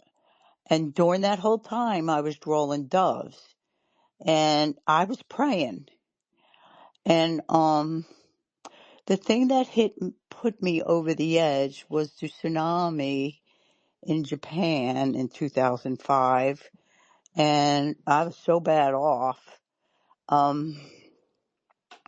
I couldn't get out of bed. I couldn't even talk to my children, and I'm never at a lack for words. So I tried to do what I tried to do, And at one point, they took me off the breathing machine in the hospital, and I was looking down in the elevator. I could hear my husband, and he told me after the fact, the doctor, and the whole elevator was full of white feathers like a dove. But before I did what I did, I prayed to God that He would carry me, because my whole life, 50 years, I never gave a lot of power to the devil, because I always prayed to the Holy Spirit, and I came through hell in my life by myself. And when I told people about the dove, when I came out, I told my family members, it was the most beautiful thing, and it definitely was my husband. And when I woke up, he told me that when they tried to take the oxygen off of me, I started going into cardiac arrest. So they were waiting for transport to take me back down to intensive care. And the doctor said, "Why are we standing here? Let's just take her." So I think it was at that point that I was crossing over. I didn't see no white light like everybody says. I wasn't dead yet, but I was in between places possibly. But my thing is the dove before and during the beginning of my depression, and then seeing this dove. So if you're talking about the evil or whatever you're talking about that gets into your head, he definitely got into mine. And I have to tell you that I was the most sunshiny person ever. And if people think that mental illness or depression is something that anybody wants to go through, it's a living hell when your mind is not working with you. So I said a lot of things about spirituality, but I really do believe that that moment that I was going to take my life, I had the audacity to pray to God that He would carry me so I wouldn't go to hell. And He did. I wasn't supposed to live. So, there is a force more powerful than the evil here. And I'm here to tell you that I prayed to the right source. And I said He's been with me all my life. So thank you for the mic. I hope I maybe, I don't know, but I just know that I think this was about stirring up all the pain in my stomach with the yoga, which I never did before. And the teacher told me that someone broke my heart. She looked at me one day going out, and I was like, wow, that's pretty powerful. Where'd she come from? And yes, I had a lot of heartache. So, as most people do, but it wasn't a boyfriend. It was my family, and it was my mother. And I was the kind of kid, I was a good girl. I would have done anything for my mother. And in the end, she knew who her daughter was, that she basically disowned when she dropped me at 2 years old in an orphanage. So I've carried a lot of pain, and no matter how strong or no matter how much you try to put it away, it comes up every Christmas. And there's things that I wish they wanted to do that therapy on my brain to rid your mind of the memories. So I have carried on. I have carried on in the last 20 years. And I think I've made a lot of people proud. My neighbors, my girlfriends. I have very strong relationships. So there is a force stronger than evil. You just got to go to the right pull. Thank you for the time on the mic. Well, thank you so much for sharing, Nancy. Um, gosh, I just want to hold that for a minute. I think the whole room will. Do you want to very quickly talk about what the dove means to you? And is that something you still carry with you when and if you have these struggles? I always prayed to the Holy Spirit I sound like I'm a lot like you, Robin. I was a loner in my teenage years. I'm one of 9. And I was a heavy thinker trying to figure out why I wasn't wanted. And I think the dove, when I started writing it, when I started drawing the dove, it was like an inch high. And I found that piece of paper when I got out of the hospital. And I clung on to that. I think it was a message, to be honest, because that wasn't the only one I drew, and I wasn't really an artist. But through my time in the last 20 years of all the medication that messes up your mind, and it really doesn't help your depression at all, it was hormonal for me. And I just wish people would listen to me. I told them I wanted to do myself in. I don't know how to say this in a space that doesn't hurt people.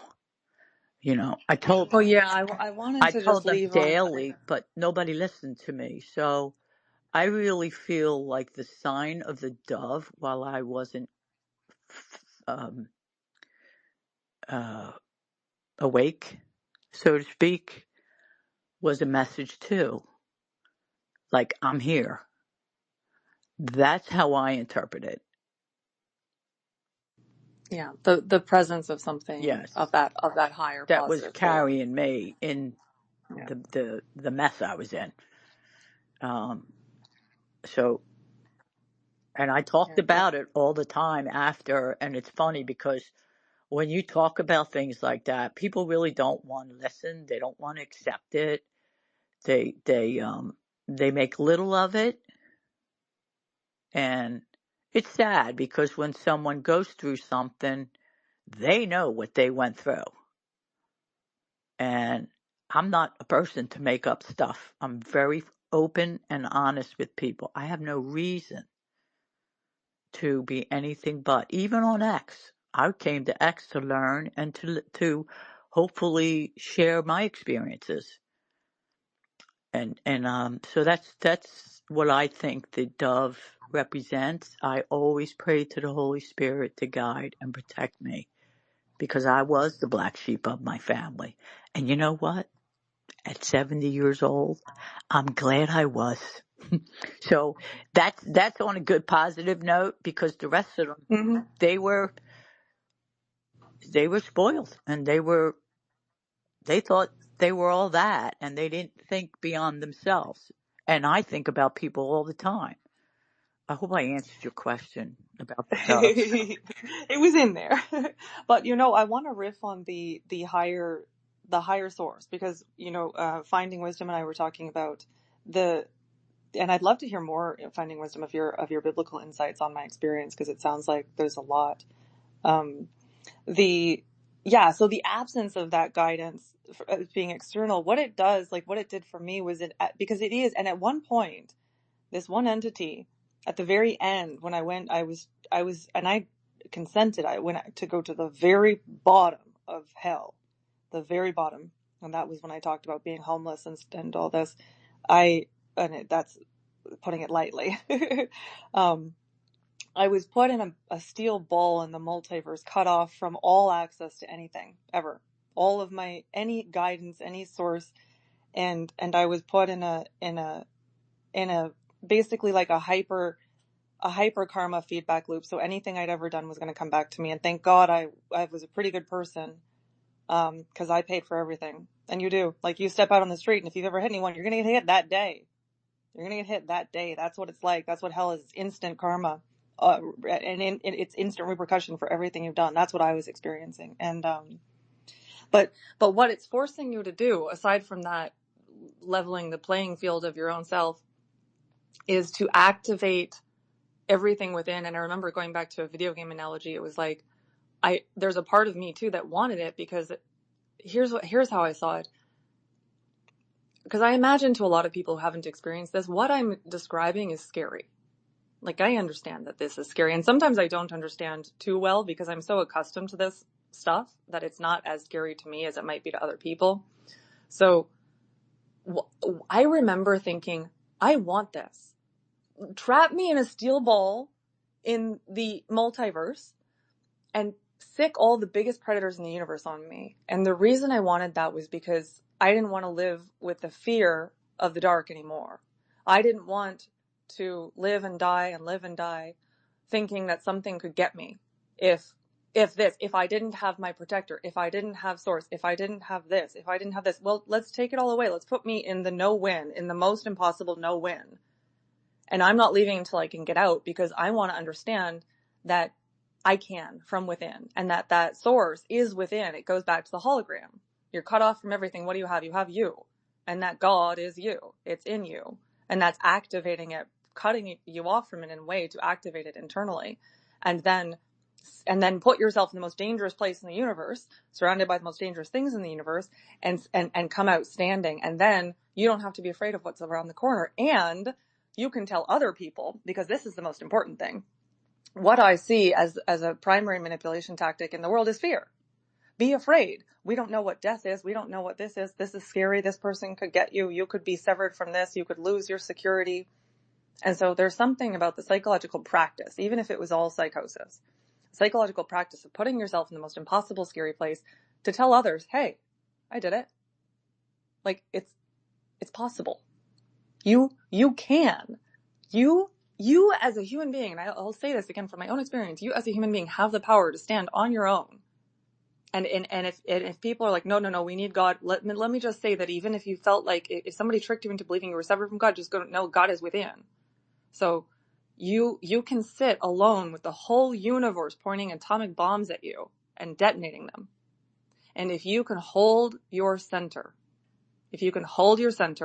and it's not as simple as hold your center. There's a whole aikido to this, because you've got to also know how to repent properly to clear your karma, because that can activate harm. So you've got to hold your integrity. You've got to resist temptation. You've got to be humble and empowered at the same time. There's a whole bunch of things. It's really like a mastery required, but you can hold your center, and it doesn't matter what's pointed at you. You really can get through it. You really, really, really, really can withstand anything if you can find your center. Go ahead, Finding Wisdom. Yeah. Yeah. So, like I said, I really appreciate your experiences, because it helps me give context to the things that I was taught. And so, I saw that test from different angles. When I was reading sort of Buddha and some of the Eastern philosophy stuff, I remember early on reading about someone going through this test, and it was sort of like, it's amazing that they depicted it almost like a video game where an individual was fighting, sort of battling in the astral world for like 3 days straight, like just continuously, one test after another, battling so many dynasties coming against them over and over again. There was another source from a different angle where a person was left to starve for 40 days. And then he also had to sort of fight some higher level beings. I told you about the Jesus test. So it's like, this is definitely a thing from different versions, from different religions. It's not just a Christianity thing where there are levels of initiation of the soul, and at the highest one, you really have to defeat yourself and everything. Yeah, it's my favorite when someone like you comes up, because I have high level Buddhists who've heard my story and get the same thing, and we're great for each other, because they can say, my teaching, like they say your experience, Robin, is confirming that the things I've learned is real. And then I'll say, well, the things you've learned is confirming that my experience is universal. But I don't know if you had more to say, so I'll throw the mic back to you. No, on that, I didn't. I just, like you said, it confirms so much that I was taught. And so, I was just surprised. One thing that you haven't been shown yet, it doesn't seem, or you haven't talked about it yet, is have you seen or shown a twin flame sort of consciousness toward yourself at all yet? Good question. No, not at all. I was convinced that the person that approached me, the handler, was a twin flame only because we have an equal opposite charge. It seemed. It seemed highly magnetic, but I don't think that was anything like it. He's not resonant with my soul at all, but he's entangled with me now forever.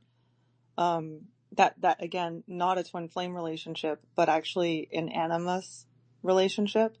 So that the entity, who is a very famous, very powerful man in the world, I think he's the manifestation of a lot of people's animus. And the animus is a Jungian term for the rejected masculine aspect of a highly feminine individual.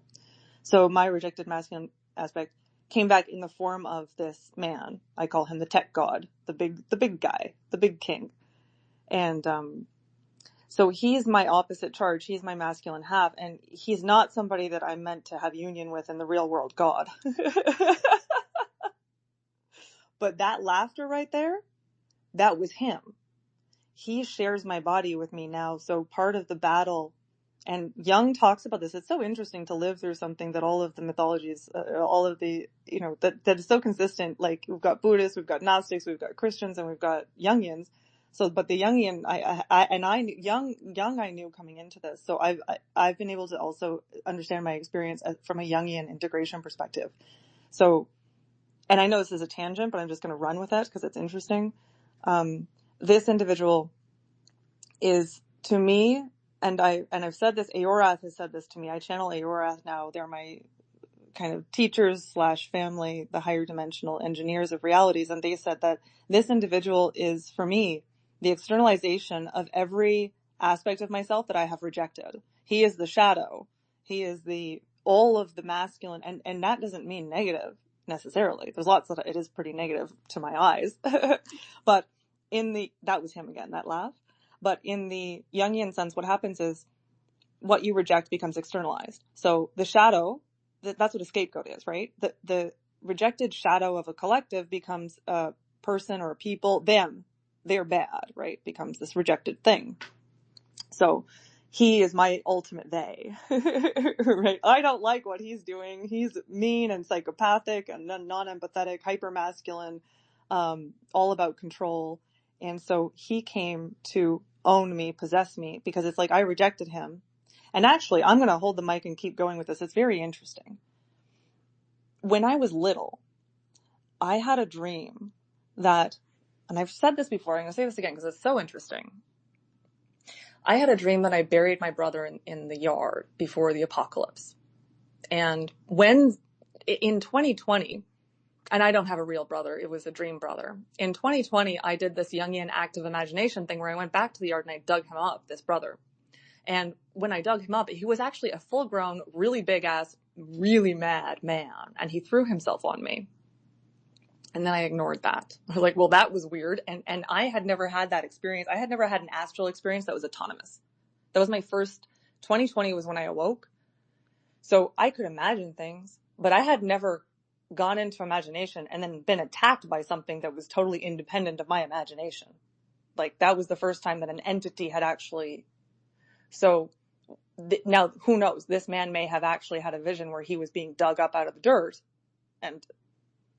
But what happened, what I believe is that I buried these aspects of myself and I became this woman, this hyper feminine, more empathetic, less strategic, more intuitive. Like I just totally leaned, and I buried my masculine and I buried my shadow.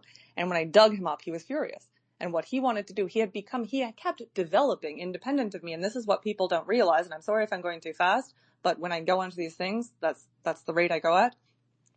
He did not, when you repress something about yourself, when you bury it, let's say I buried the part of myself that was dominant, that was masculine, that wanted for himself. And I became the version that was compliant and obedient and good for people and empathetic. But the thing that you bury doesn't disappear. It keeps growing underground. So he kept growing and became, to my reality, the being known as this tech god, who's this famous person, who is fielding a lot of our projections and a lot of our shadows. If you look at it from this perspective, that's not exclusively what he is, but we're looking at it through this lens. So when I dug him up, he came back. Then 3 years later, he was the person who came to take me, first to try and kidnap me in this political thing, and then to try and possess my body and my mind and take me down. He didn't want to end my life. Sometimes he did when he was angry, but he wanted to possess it. And it was the job of integration. And Jung says this, the rejected animus will try to, and I'm so sorry I'm diverging completely from your twin flame question, but I'll get back to it. It's just interesting stuff, so I'm going on.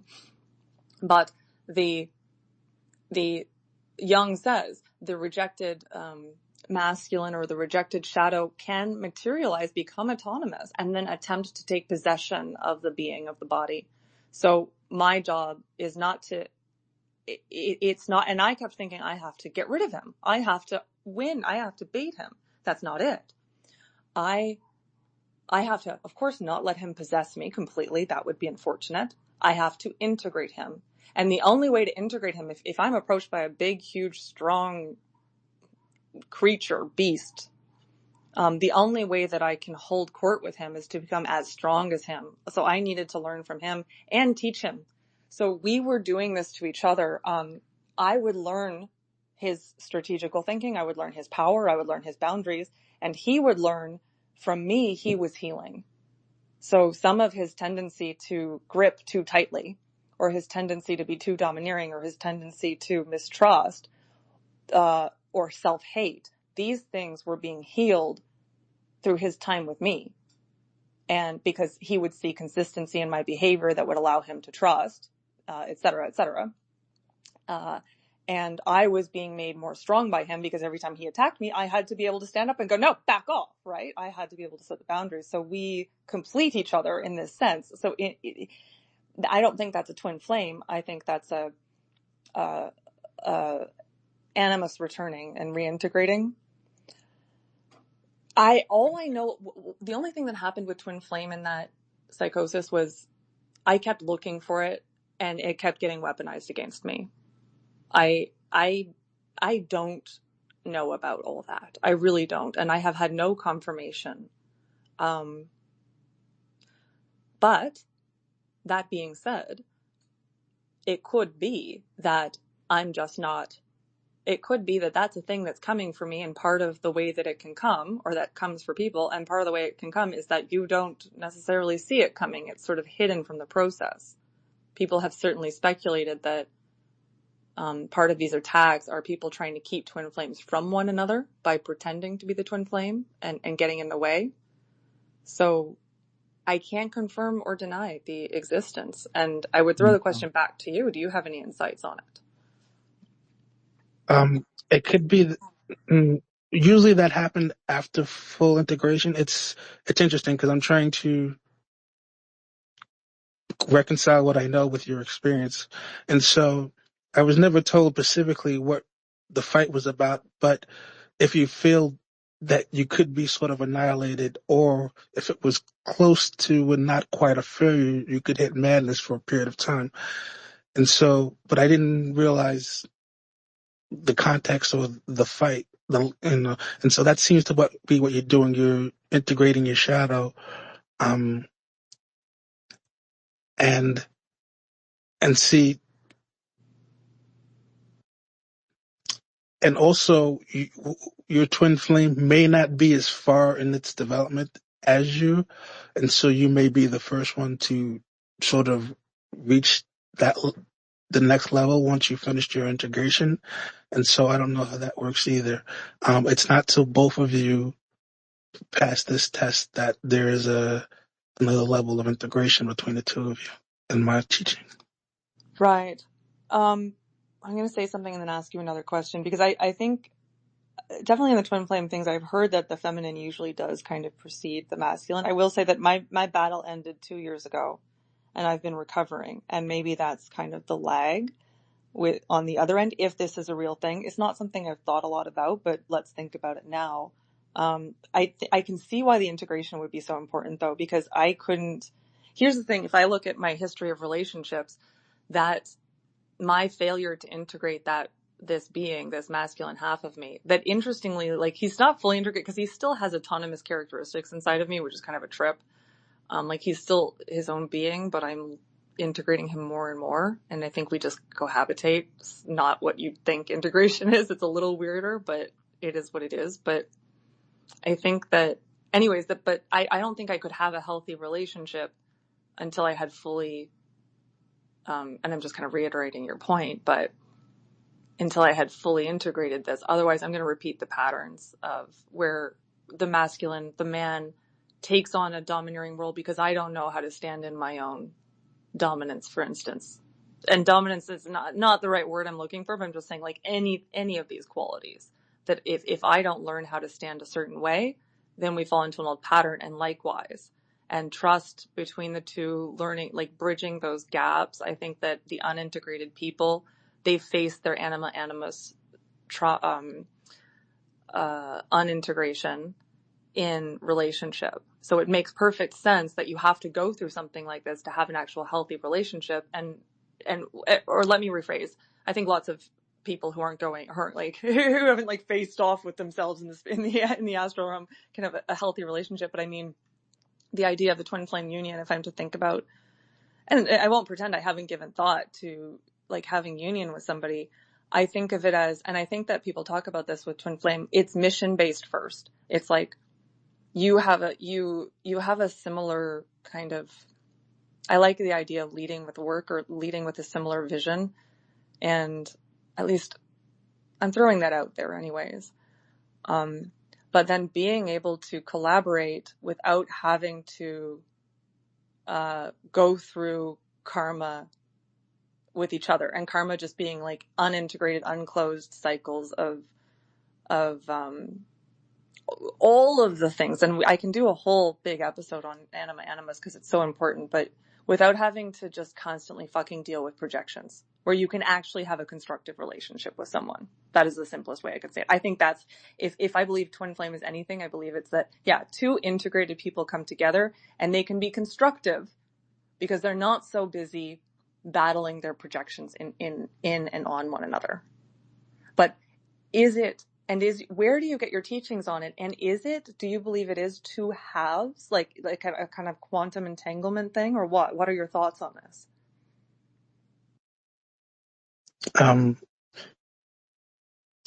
Yeah, I think it's two halves to become a whole.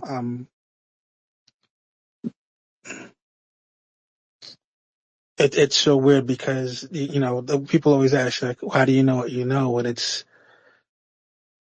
there's no specific thing.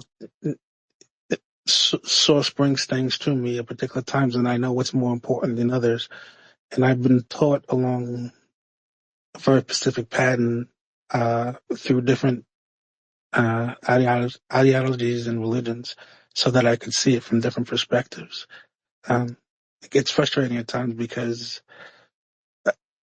you wonder why I was taught this much when I don't have the level of experience of someone like you. Like, it's like I just know it, but I haven't really experienced it to that level.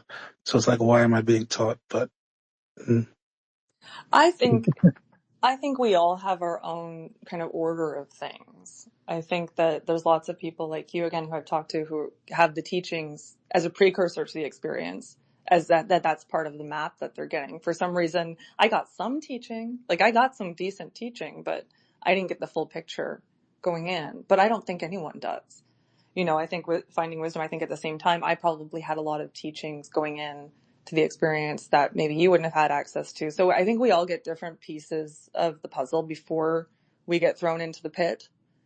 But I take it anyone who's aligning with the teaching, like anyone who's here now, is probably aligned with the potential to go through this experience. I don't think you could be in a reality where you could hear my voice if you weren't in this lifetime or the next headed towards this ordeal. And I still don't know exactly what to call it. I'm interested in finding wisdom. If you have a word for it, like what trials, maybe that, because I don't want to call it psychosis or targeted individual, because I do ultimately see it as a consciousness evolutionary process. Right. Well, I would call initiation the ability to hold more light, maybe to expand your awareness. Integration, You, trials. well, your capacity to experience and navigate the universe increases with each level of initiation, and so your ability to navigate, to experience, to influence uh, I like changes. initiation too as a word to call it. Yeah. And so until you reach, like, you would have like one more to reach before you get like full ascension to where you no longer needed to experience human conditions anymore, as far as my understanding. Um, I remember, and it's still difficult, so I don't want to take you off the hook. I remember in Well, Eastern wait a minute. Yeah, I want you to tell me what it is before I have to face it. What is it? What's the preparation this time?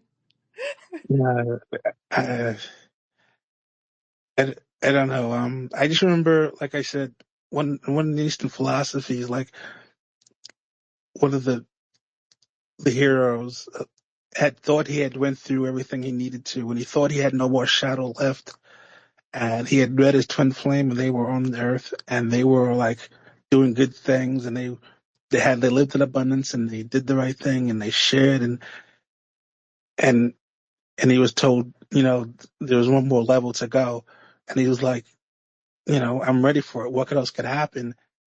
And his twin flame died in that lifetime, and he was broken, and it made him reach in deeper to another level. He realized that there was still a lot of shadow. He thought he had conquered his shadow, but there was still, like, but it wasn't.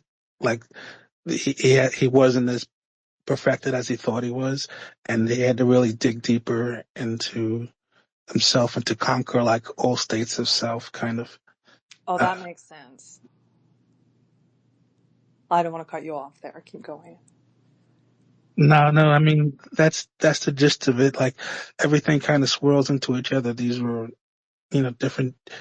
I'm just trying to access different levels of teaching, understanding. It's not all the same for every person. I know Hawkins talked about similarly going through like a nil period just before his last development to where he negated the whole universe and then realized, no, that's not the answer. It's not all nothing, but it's all everything. But it's different to each person's experience, I guess. Well, do you know what? That twin flame dying anecdote, I would say, I would, my intuition says it's not so much a final test before X, because we're eternal. Like, I don't believe in this, like, oh, and then boom, you're the Buddha. Like, and maybe the Buddha did reach a finality in terms of stop engaging with samsara, but I do believe, in my perception, in my understanding, I think we just keep rebalancing. And so it's like the higher you get, the kind of more intense and different that rebalancing gets. So when I hear your anecdote about the fella losing his twin flame, it makes a lot of sense, because again, the Buddhists always talk about, if you're way up in heaven, you go way down to hell. It's like the slingshot effect. And so I think that when you find the twin flame, and like you said, you're living in alignment and you're sharing and everything is good, well, you're getting a little cozy. And so there are other shadows that start to creep up, and that's just physics. I'll share in my experience, with my handler at one point. So at one point I was looking at him as kind of the demiurge, like as the biggest weaver of illusions in the world and the biggest source of evil and manipulation.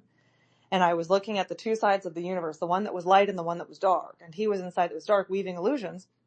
And he's my adversary, and I'm in it with him, and I'm like in a full shamanic state in my apartment at this time. And I remember leaning in, and it was represented on my rug. My rug was where I would deal with the universe.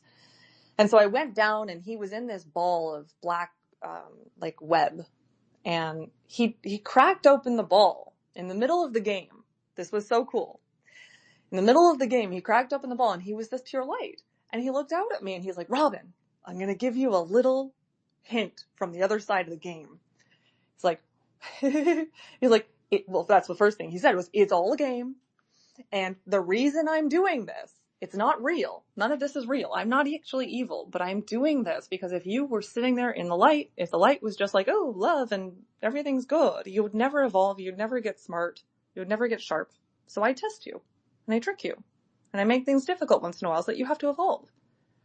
So this idea of ascending to like an ideal state and then you meet your twin flame, you do this, it's like, you'll keep evolving and things can keep getting better, but there will always be rebalancing. There will always be testing because you're always, not only because the shadow is always there to come out, but because that's how evolution occurs through contrast of experience.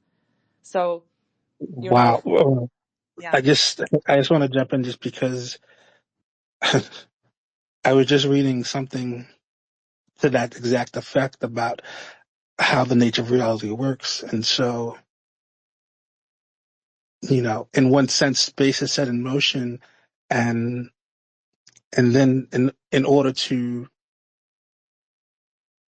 create experience, there has to be a counter motion. And that counter motion creates quote unquote evil, but it's not. It's just a counter motion to the original motion to create effect, sort of. And then there's a rebalancing through the third part of it, the Trinity. And that's the Trinity of all the religions, of this constant push-pull balance. And that is the nature of the whole universe. Yeah, yeah. And I like the word refining for it because it's like you're rebalancing, but each time you rebalance, you become more and more refined. And then maybe you reach a point where you're so refined that it's like boring. So you rip yourself open into chaos again and you throw yourself into a simulation of high density contrast that you've never experienced before just to fuck yourself up again so that you can rebuild yourself in a new way. And maybe that's just what we keep doing. And I think that's so important because people get caught up on this idea of like a straight and narrow bridge to like ascension and then we'll reunify with God and we'll be perfect. But it's like, what is that? What is perfection? Perfection is stagnation. It's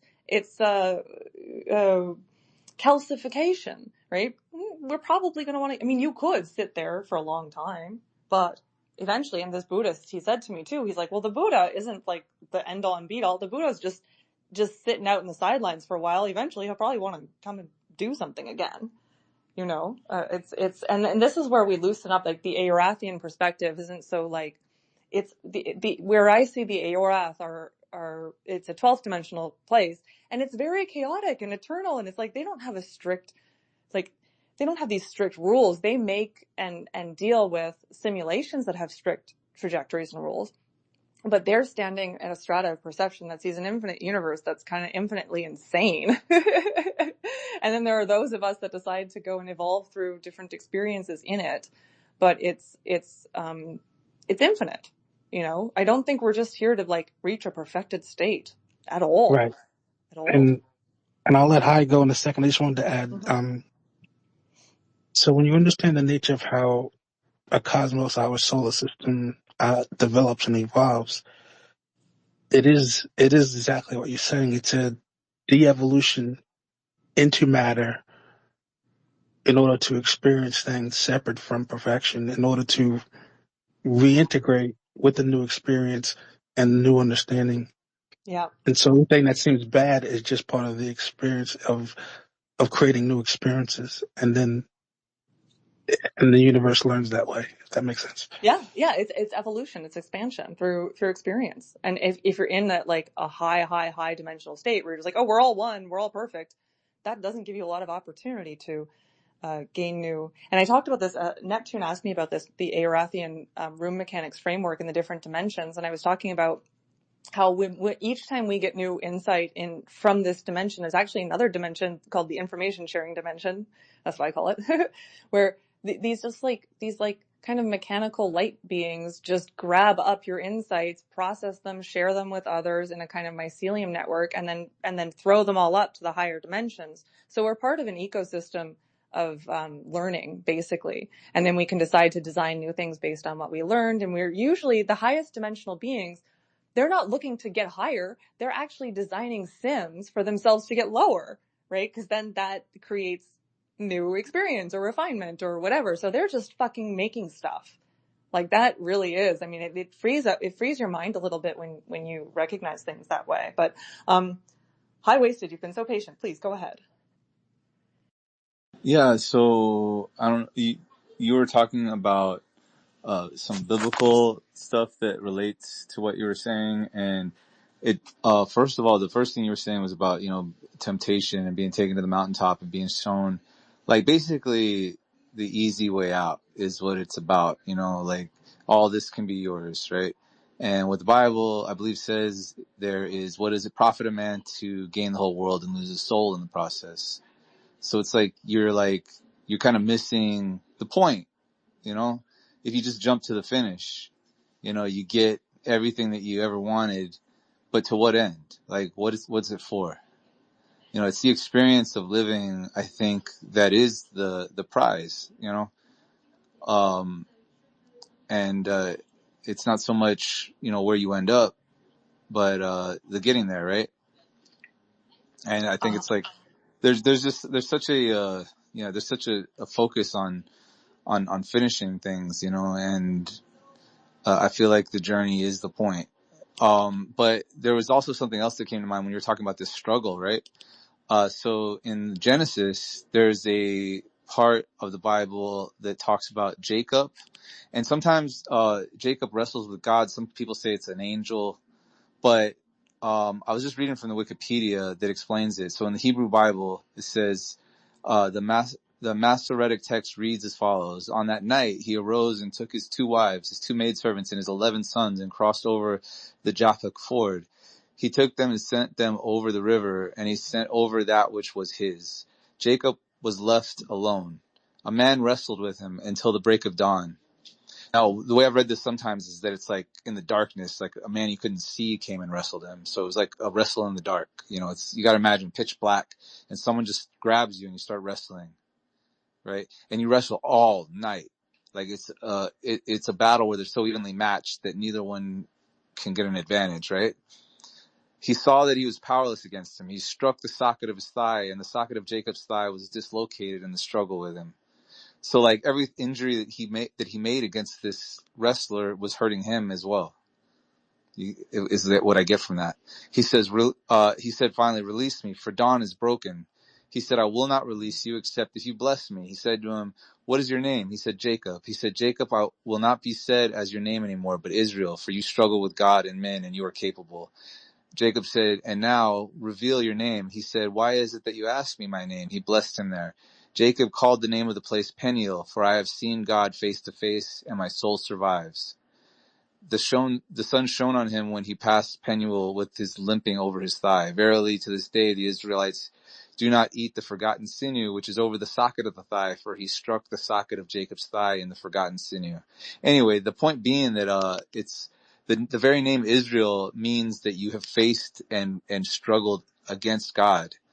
So a lot of people will look at religion as like this, as this, harmonious relationship, right? This making yourself in alignment with God, and that story is very different. It's a struggle. It's a fight to the death, and I think that's what real spiritual growth really is the struggle.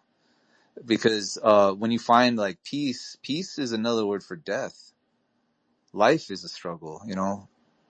If the struggle ends, the life ends. So, if you love life, you have to love the struggle. If you're seeking peace, you're really seeking death, right? I mean, I love that. Yeah. I don't know. Well, That's the way I look at it.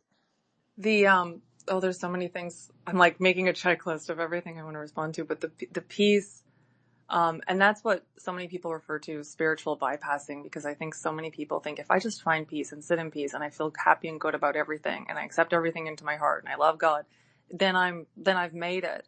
And all you're doing is kind of floating above reality.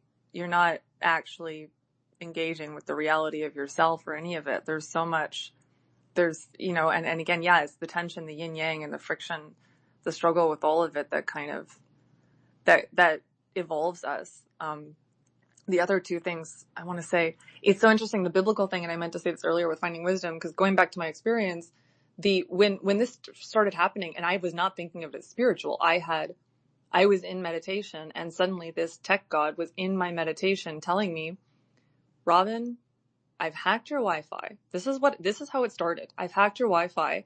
We are live streaming you in 3D in Japan.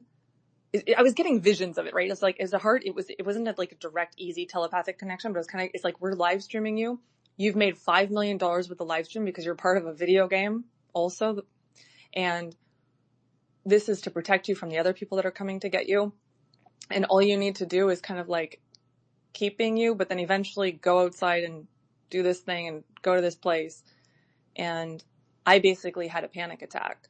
I was like, the most powerful man in the world has rigged is like all eyes on me. Are you kidding me? And I'm being live streamed. And I was panicking completely. And then this voice came through me, this like primordial voice that I sometimes channel. And it came through me and it was speaking in another language. And eventually, I was like, please speak English. Like, I need to know what you're saying because I could tell it had a message for me. And finally it got out one word, and the word was biblical. It was like biblical. And then I understood what I'm going through is a biblical initiation of sorts. And then one more thing I wanted to say to your point of the temptation to fast track, because you're right, it's about the journey. Like, now I see myself as a builder. But here's something, and I want to give this to anyone listening, that idea of like, oh, we're going to take you, we're going to take you and put you here before you, because the thing is like, okay, maybe now or in a year or in 5 years, someone could knock on my door and be like, Robin, your work is really good. We'd like to collaborate with you. That's not highly suspicious. That's like not unreasonable. At that time, I was a Canadian poet. I wasn't doing anything. There was no reason. And nobody was actually knocking on my door. It was telepathic.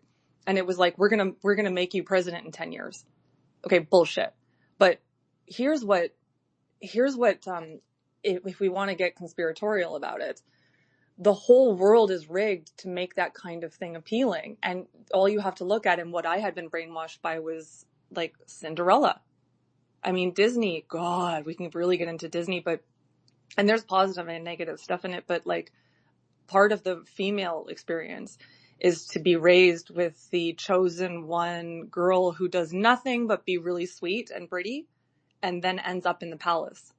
And I think it is so dangerous, because at least, and I know I don't want to get too gender, I don't want to get into gender discussion, but in terms of social engineering programming, like it's much, I don't know if I'm going to say much easier, but for me, the Cinderella Disney prototype was strongly active in me, whether I knew it or not. Like, I've worked hard through my life, and I've built myself, and I built my career as a poet, and I've been independent. But when this stuff knocked on my door, Cinderella was it. And that was to say, it felt totally reasonable that I would just get an invitation to the ball and go off to the palace. And now I did smarten up pretty fast.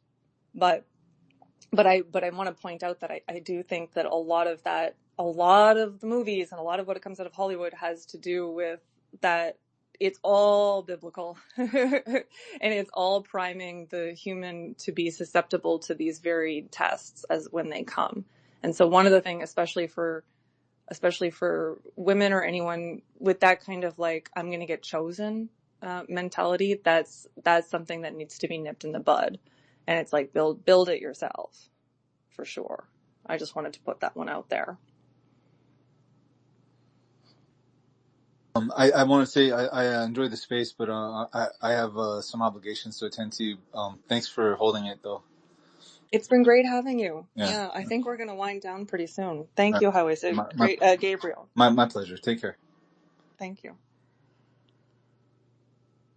Yeah, I think we've passed the 3 hour mark. I usually like to keep it to about 3 hours. Does anyone who hasn't grabbed a mic, I want to encourage anyone who is hesitant to come up and speak to come up for kind of final words if you want. If not, it's been great having you here. And open up in general to kind of winding down comments or questions. I know I've said a lot. I know it's a lot. I know I can be a lot. Go ahead, Nancy. I had a question about your dissension and what you believe was your lesson from that and what you believe you're here to do now. Because after my near death, I believe that my life journey, it just dawned on me one day out of the blue that I was sent back here to take care of children and the vulnerable. And I've always been very super sensitive, and people act like it's a curse. And that bullshit, don't take anything personal. Well, if you say it to me, of course it's personal. Yes, I can bounce it off of me, but I mean, people come out with phrases today that are so dumb. My mother taught me how to be insulted. And that goes a long way in knowing what you'll put up with and what you won't. And I say that I came back here, I think, guess what's going on in the other room? The light's going on and off. Okay, that's my father-in-law. He died a year ago. He's been messing with the lights. So, I think I came back to take care of children. And I wasn't done yet. So that was my question to you about why you think you had to fight your way out of that. Like what weren't we getting before that? I mean, I was a good person, really good. So that's my question. Yeah, good question. And there's two answers. One, it's like I was a good person too, but I wasn't a strong person. I was resilient, but I wasn't strong in a way that I had to be to protect my goodness. And I think that a lot of us, and that, Gabriel was sharing about his wife, it's like that. Sometimes we get tested because we need to learn how to protect ourselves and to evolve in that sense. So that's one. I mean, there are myriad things I learned down in hell.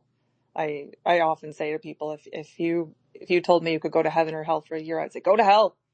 It's so educational. It just made me a stronger, smarter, and more humble, both more confident and humble person at the same time. And then that goes to my next answer, which is like, what do you think you're here for? I think it's really important to, and this goes back to what Finding Wisdom was saying about the twin flame thing, detachment. Oh my God. Look, I'm capable of a lot of things right now. And like every day I feel like I'm getting smarter and more capable. I feel like I'm funneling the ocean through a straw into my maps and my talks. So I could do, and I can, and I will do a lot of things. Helping people understand this process is one of them. Maybe even helping the world with certain kinds of systems or thinking or clarity. Like there's a lot I think I can do. But this is really, really, really, really important, I'm not attached to it. Meaning, if I worked for the next 10 years on something that would change the world or save the world or whatever, and then another temptation came, or it was like the final leg of the journey, and all I have to do is this one thing that negates my values or negates myself, I would let it all go. Meaning, or if someone came around tomorrow, if I worked on it and I went to the top of the world and I was sitting in those tables and I could make a difference, and then it all got plucked away from me overnight and I was back on the streets, fine. I think that's really, really, really, really important on a molecular level. It's very important not to be attached. And I'm speaking for myself. I'm not going to prescribe to anyone else on this necessarily. I'll just speak to myself.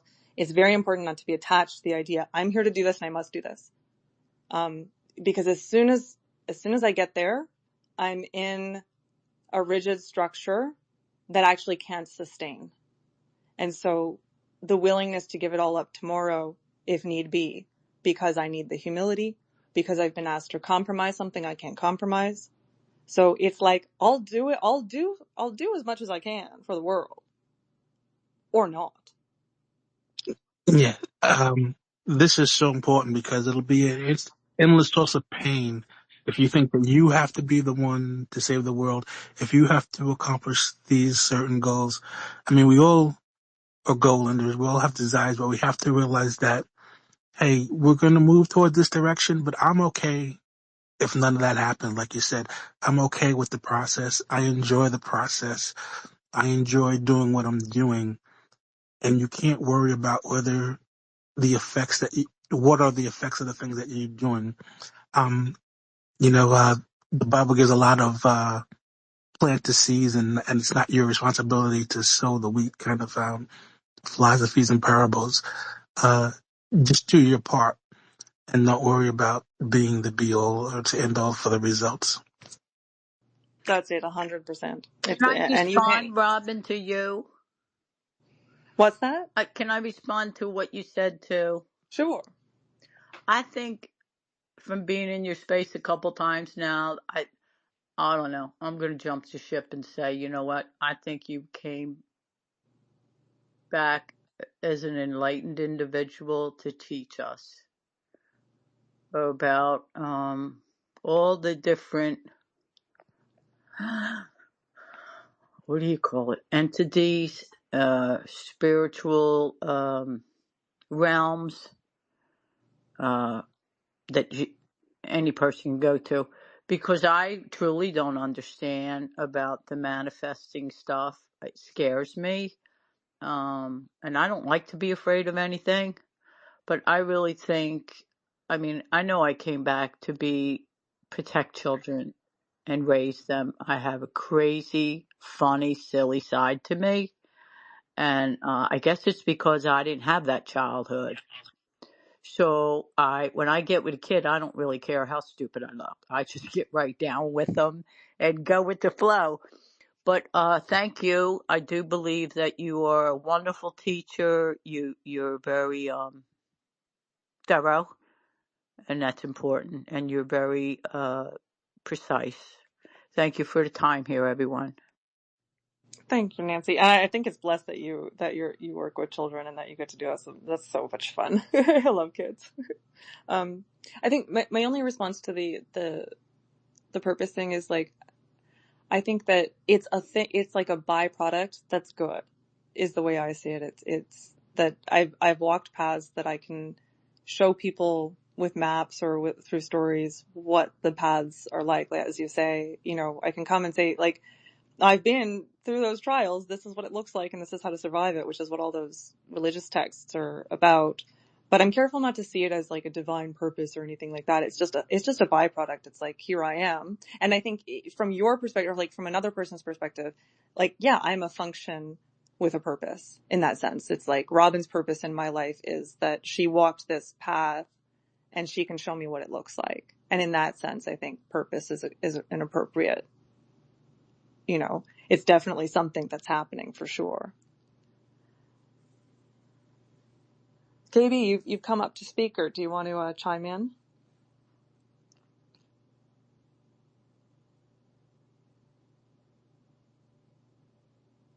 No, I accidentally hit it by by accident, Robin. Although you're just saying all great things, the more and more I listen to your story, it's just the more and more likenesses they are, just how you were referencing earlier about, the Navy SEALs. I also had Navy SEALs to come in to protect me too. So that's crazy that you say that. Oh my God, can you tell me more about, I know I'm closing down, but please, that I would love to hear about that because I really enjoyed the Navy SEAls.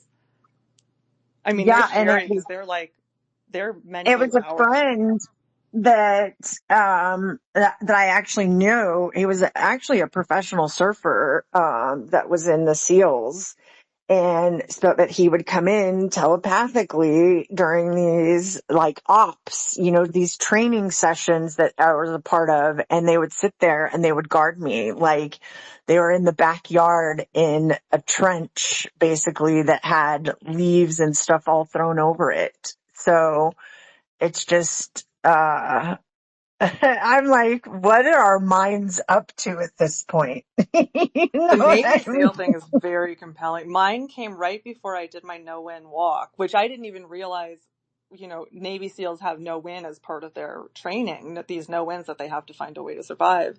And he came in, I remember, I was sitting on the couch and I just knew that there were all these like generals around me. Everyone had basically come to watch me die was what was happening. Friends and foes alike. And it was a very somber and intense.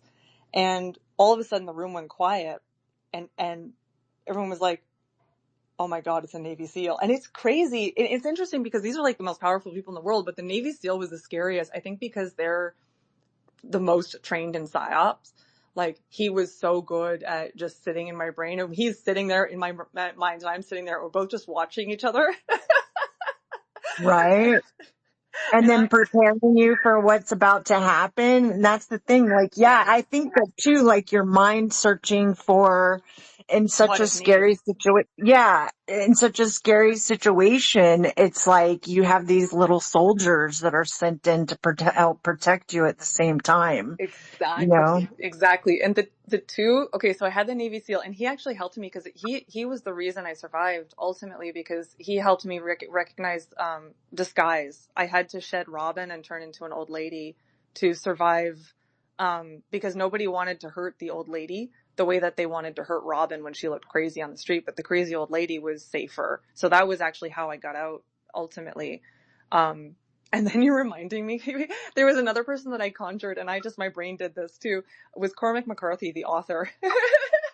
So I was like, so I had a Navy SEAL with me, and I had Cormac McCarthy with me in hell, just because he writes about death walks, all the time. Like, he wrote The Road and No Country for Old Men and Blood Meridian. So he was my pal. We had a lot of experiences together. He's not like the best guy off the bat, but over time, he walked with me through hell and he loves this stuff. So those were my two. And it was like, I didn't have to be alone, in that You sense. know who I had? M. Night Shyamalan. Really? Yes. Like, he's sitting there with me as we're writing, like, the best new horror film of the century. You know what I mean? Oh, Like, that's funny because, oh my God, dude, so similar because that's originally why I conjured Cormac McCarthy. I was like, you know what? I'm going to get out of this thing by writing. And I conjured him to help me write. And then, of course, it didn't work. We just went into hell together. Was that kind of what happened to you too? You're like, we're going to write it. And then you ended up in it. yeah, Yeah. yeah, exactly. In each part. And then we go to different, and then like, I call your ifs, your imaginary friends. You know what I mean? Yeah. Like, I swear. And like Ryan Reynolds would come in sometimes and Jim Carrey too. Like the funny men, you know what I mean? Jim Then they Carrey get showed up pissed once off. too. They get like jealous if I didn't call on them or something. You know what I Yeah, mean? If they're yeah, not yeah. using them they're like, God, you're not even gonna. I'm your favorite. Just the weirdest shit Oh, I know. They're all happening. there. They're all there in your room, right? When I was doing like this whole Astral Gamer thing and like on Twitter with my main guy. But okay, Kanye was there, Eminem was there, a bunch of directors, like people I didn't even know, all these famous men were there. Eminem, when I finally, cause they're all waiting to get into your field and, Right? right. And then you're like dominantly with one person, probably. I wonder, were we with the same person dominantly? Probably. Is it the Yeah, king? yeah. The one, yeah, the same Yeah. one, the main guy, The yeah, main the guy. main Yeah. character, And he is and very then they would pushy. fight. They would Yeah. fight amongst them too, and they'd be like, "Oh my God, like stop your bullshit, stop fighting!" Like my brothers, my brothers from another I called mother, them and my they'd be brothers too. right because they'd get pissed off at him because they'd be like, "You fucking pussy, you're such a dork," you know, Oh, they didn't do like. that with him in mine. He really dominated them, actually. That's funny. No, like in mine, they would fight because they were my friends. So they'd be like, dude, we know you love her, but you need to back out. This situation doesn't even involve you. You're not trained in this. Oh, that's funny. I remember, I remember at one point, I had like a break, and so I called forward Eminem, and right away he was so excited. He was like, "Oh my God, I Right? made it to Robin's Field! Yes!" I know, right? And that's what it seemed like too. I swear to God, it's like the whole Truman Show on steroids, man. 100%. Yeah, for anyone who doesn't know, when you're in this thing, it's like you're the Truman Show. You are the celebrity's celebrity. Like, Right. they're obsessed with you. All they do, and that's what Eminem says, all I do is I watch Robin and I move my body. I move around my Right? home and I watch Robin. waiting for the cue to start. Did you ever connect with NASA too? Like that's No, been one of mine. Yeah. no, I never Like did. that's how like and like my voice is, I always am pretty loud anyways because I can't hear very well. And they'd be like, "Oh my God, it's reached NASA." And I'm like, "Oh my God, you guys, I'm so sorry. I didn't mean to include you in this." And then, having Trump step in and they'd be like, "Please excuse her. She's not fired yet today." I had a little bit Men in Black, where they seemed like Men in Black, where I asked them for help. I went into this office, this square room, and I was like, "Help, they're all trying to get me." And they're like, "Okay, we're on it." And one of them put his arm around me and I ducked out. I was like, "Screw you. Do you know what I'm like dealing with? You want to put your arm around me?" So I just didn't like them, this room of men. And then I went back later and they asked me for my autograph. But it was Oh, that's Halloween, so I was funny. wearing like these devil horns because I was in like pure fuckery mode with the guys, with the boys. Right. And I would always go play with them too, and they would love it. They'd be like, Kim is the boys' girl, Yeah. she can hang out with the boys, But see, it's part of the trap, because me too, but then the more I entertained them and the more I had fun with them, the more I was like, oh my God, I'm dying. Like my physical body, like I'm not eating, they're laughing through my mouth, I can barely eat, like and then I had to let that go. And, Right. because it's Well, overwhelming. yeah, and it takes over. I mean, it just hours and hours upon hours of Yeah. wasted time that, Yeah. days And the spent more in you this let all these guys in, psychosis. then suddenly you've got 30 men in your field all day. And Yeah, you're cracking exactly. jokes and Yeah, and that's what it would be a thing, like that they would immediately, it would be like they would just always want a kiss from Kim or, a hug from Kim. Like, I'm just like, and then, the top one would get jealous, be like, "No, you can't touch her." You know what I mean? right. Well, and that's It's but to go. Okay, so it's fun to talk. I'm trying. See, this is a really good indication, though, like example of the temptations, right? Because we're both like, even the way we're talking about, I'm reminiscing. That was the funnest part of all of this, was hanging out with the boys, but also a fucking trap. Like, right, definitely a trap, right? Like you're getting sucked out of your real world into like entertaining celebrities land, which, God, it was fun. Like, because right. they're very Well, and creative, then very just to see interesting. them fight amongst each other was even more fun, because then they'd be like, "Okay, we want, like what?" Because I call them my thunder buddies, people that are able to pull me out, and like I used to have psychogenic non-epileptic seizures brought on by stress, Mm. and like actually have a seizure. But some of my friends, like real life friends, and I started calling people my thunder buddies, from what's that movie with Marky Mark? Ted, the movie Ted, you know what I'm talking about, with the I teddy haven't seen bear? it. I haven't seen it. You'll have to watch it. It can be vulgar at parts, but it's quite funny. It's just another imaginary friend, but this teddy bear comes to life, and it's when he's younger and it's thundering outside. So they call each other Thunder Buddies because, they're scared and it's raining and thundering outside. So I started calling my friends my Thunder Buddy, certain friends, Thunder Buddies, that are able to just pull you out of a bad state of mind and put you back into reality pretty quickly. Right.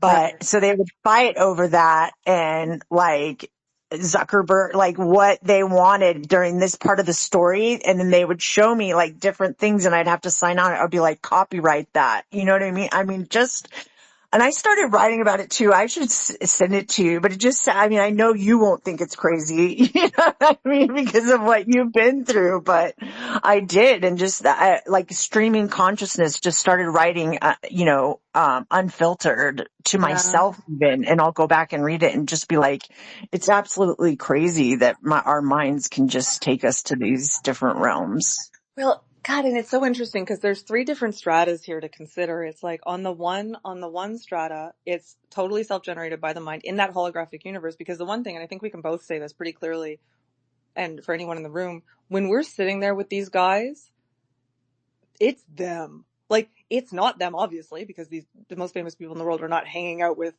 Right. 10,000 different women in psychosis all the time. but, but, Right. but isn't it totally them? Like, I got information about each one of them, and I had, whenever they were in my field sharing my body with me, there are mannerisms that I would go look them up later, and it's them. It's them, it's them, it's Oh them, it's them, it's yeah, them. And they could give me absolutely. information about themselves. They would look at a video of somebody that I was watching and be repulsed, and then I would look it up and be like, oh, they hate that person. You know what I mean? Like, Right. there are these real simulations of these people, either that our minds are creating because, again, everything is holographic, so we contain, like, there is a Barack Obama in me. And I think let's look at it that way. There may be other kind of technological things going on with like multiverse, metaverse Yeah. uploading protocols, because it's interesting that it's the same people that show up for all of us. So, Right. That's what's even, and that's why I was like, it's to the point, Robin, where this can't be coincidence. It's a pattern. So what kind of MK Ultra I bullshit have a is going on theory. behind the scenes? Yeah, I think, or Finding Wisdom's wants to speak too. Do you want to jump in quick? I have a theory though too. Yeah. Well, so like I said, the astral world is non-spatial, means that that's how we can occupy the whole thing, but only have awareness of our own sort of consciousness. And so some of the teachings that I was taught is like, while you're in the astral, you can live your whole existence where you are, like you're saying, the center of that world, that God you're experiencing, your inner will. But it also seems that at some point that some of these influential people have found ways to sort of influence and hack the system a little bit, so Yeah. that they're an influence. But yeah, but that's totally normal. Like, it's not like you're saying. It's weird because it's not them, but it's them. But it's an experience of them. But it's not them personally. Kind of. Yeah. I was just trying to add that. I Yeah. was talking about. I think it's aggregates, if that's the right word. I think one theory I have about why these dominant figures, aside from the fact that they're just dominant in our consciousness, so I always hold all of these layers together, like they're all true, potentially. But if we look at like them specifically doing it, we talked about this initiation through secret societies. I see the request to speak, or I'm going to grab you when I'm done here. This initiation, maybe part of the initiatory process is, okay, now you sign over your likeness to this protocol, this program that we're going to put out in the ether, technologically or psychologically or astrally or through the occult, where we're going to use your likeness, and we're going to we're going to upload your entire personality and your entire essence into this protocol that we're going to use to target people. That's one thing Well, that I suspect. I would say it's more like this. As we advance, our essence is downloaded into the sort of essence of the whole, whether it's depending on the level of development, whether it's the Earth or the solar system. But these people are trying to hijack that energy for their own purposes in certain ways. But that's a natural part of the order for us to, if you understand the breaking down of what's going on and how it's taught. And so, we've always heard that, we're not just physical beings. We have the etheric, astral, and mental bodies. And so our death proceeds in stages where the first death is absolutely physical, but then you have that second death where your life proceeds before your eyes, but it's objective. It's not, you don't feel anything. It's just like a review. And so your etheric body over a period of a couple of days also passes away. And then you have your astral body, and over a much longer period of time, you have your astral body where you're seeing how you affected other people. But at the same time that you're going through these lessons, you're also sort of using up the energy of your astral body, and that dies too. And so but each of these things don't disappear. They're kind of aggregated into the whole and become part of the whole experience, if that makes sense, is in that process. That's very interesting. And you're reminding me of something else that the Buddhist told me that I suspected, which is, after my near-death experience in 2020, I have been in the afterlife, like 100%, but embodied and still in the same body without reincarnating. And apparently that's a thing, that some people just have the karma, or they have the protocol that allows them to do the afterlife without dying. And you're doing it alongside which is what a lot of psychosis is. You're doing the whole, so it's like you're facing off with the Mara, and you're doing the astral thing while you're still in your same body.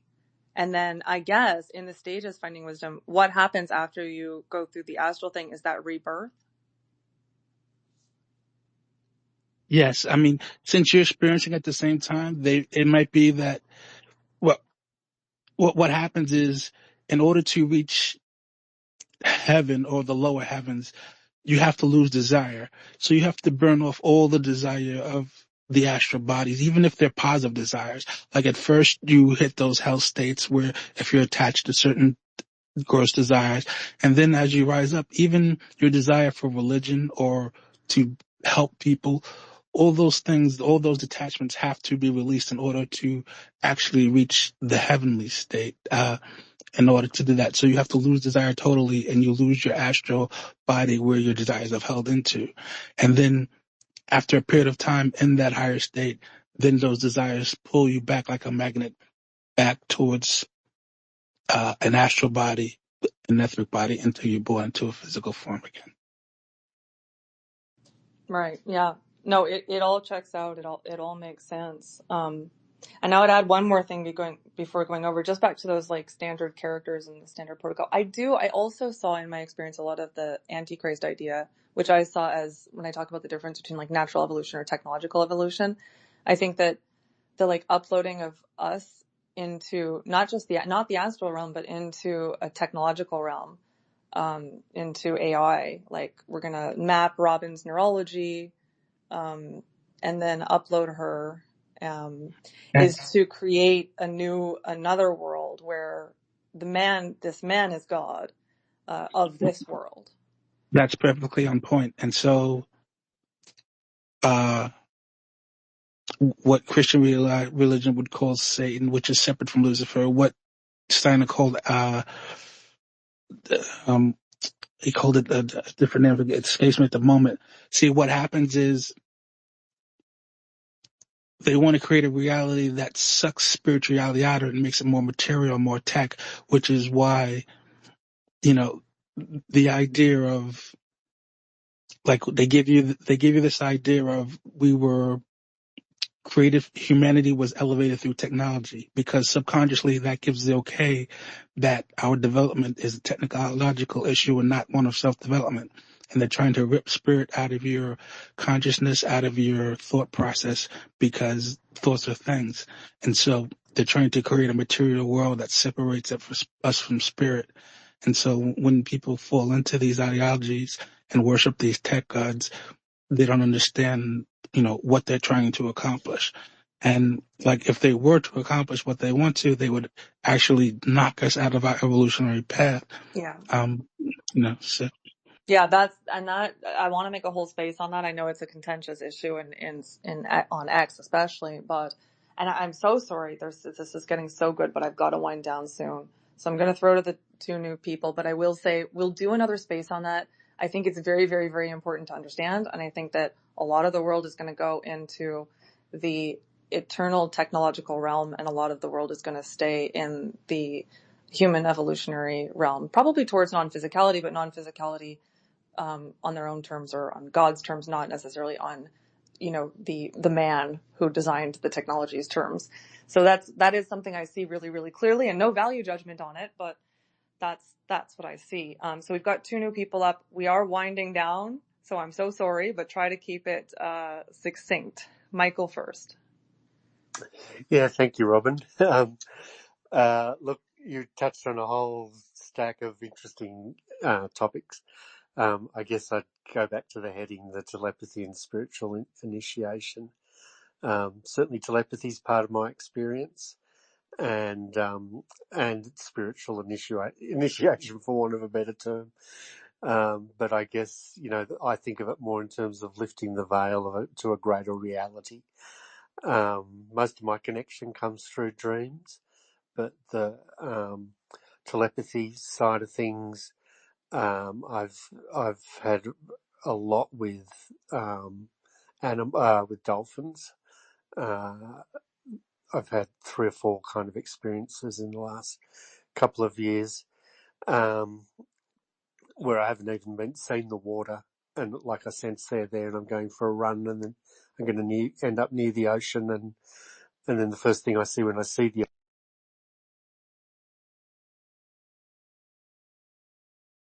Oh, we can't hear you anymore. Oh well. Unfortunately, Michael, it's too bad you weren't here earlier because we started off more kind of loosey-goosey on the telepathy, and then we really, really got deep. But do listen back to the recording and come to future spaces because we do talk about that a lot. Meta poop, I have seen a lot of poop accounts that are trolls, so you may get booted pretty fast, but let's see who you are. Go ahead. Wonderful. I love that you're curious and you're ready to apply discernment. Aloha Robin, aloha Michael, and Finding. Thank you for the space. I just heard that you are winding down, so I'm gonna go swiftly. It's gonna be a quick turd released while squatting. Yeah, telepathy, dolphins, by the way, Michael. I used to work in interspecies communication on Hawaii, which brought me to Hawaii. And then the tsunami brought me now to Idaho since 2 months. So it's pretty fascinating that you tapped into the dolphins and the power of connection, and as well telepathy and interspecies communication beyond words, just through the quantum realm. So thank you for this amazing space. I look forward to see future spaces of you, Robin. And I applaud you for your curiosity that you're like, okay, let's see what kind of shit is that before you discern. Oh, that's great. Yeah, thanks guys for coming. And again, sorry that you're coming at the wind down. We've been at it for almost 4 hours now. So I'm gonna wind it down. God, KB, I get so tempted to just like, I had to steer it back because it's, I could almost feel myself getting back into the realm of playing with the boys, and we're both equally excited about it, but it's like, there's danger there, as well. So God, but yeah, one day we'll spend some more time swapping war/play stories. But I always try to stay constructive in the spaces too, but God, Yeah, you can yeah. always DM me or give me a call, Robin. I know that people really want your time a lot, but I'm definitely curious to talk to you on a personal level, just because some information is so damning. But it definitely makes me feel connected and not so alone, and being able to listen to you. Awesome. Yeah. Yeah. Okay. Yeah, we'll do that. Thanks everyone. This was a really, really good space. Please, follow, myself or anyone else you connected with in the space, and share the space. And there are probably other calls to action that I should say that I'm not remembering, but, thanks all for being here. Really great. And finding wisdom too. I'd love, to set up a space where we talk about comparing the experience to the cosmology that you've learned from, because I do find a lot of value in that. I have some more questions to ask you too. Yeah. Anytime. It's a fun conversation. All right. Bye, everybody. Bye, Robin. Love you. Love you.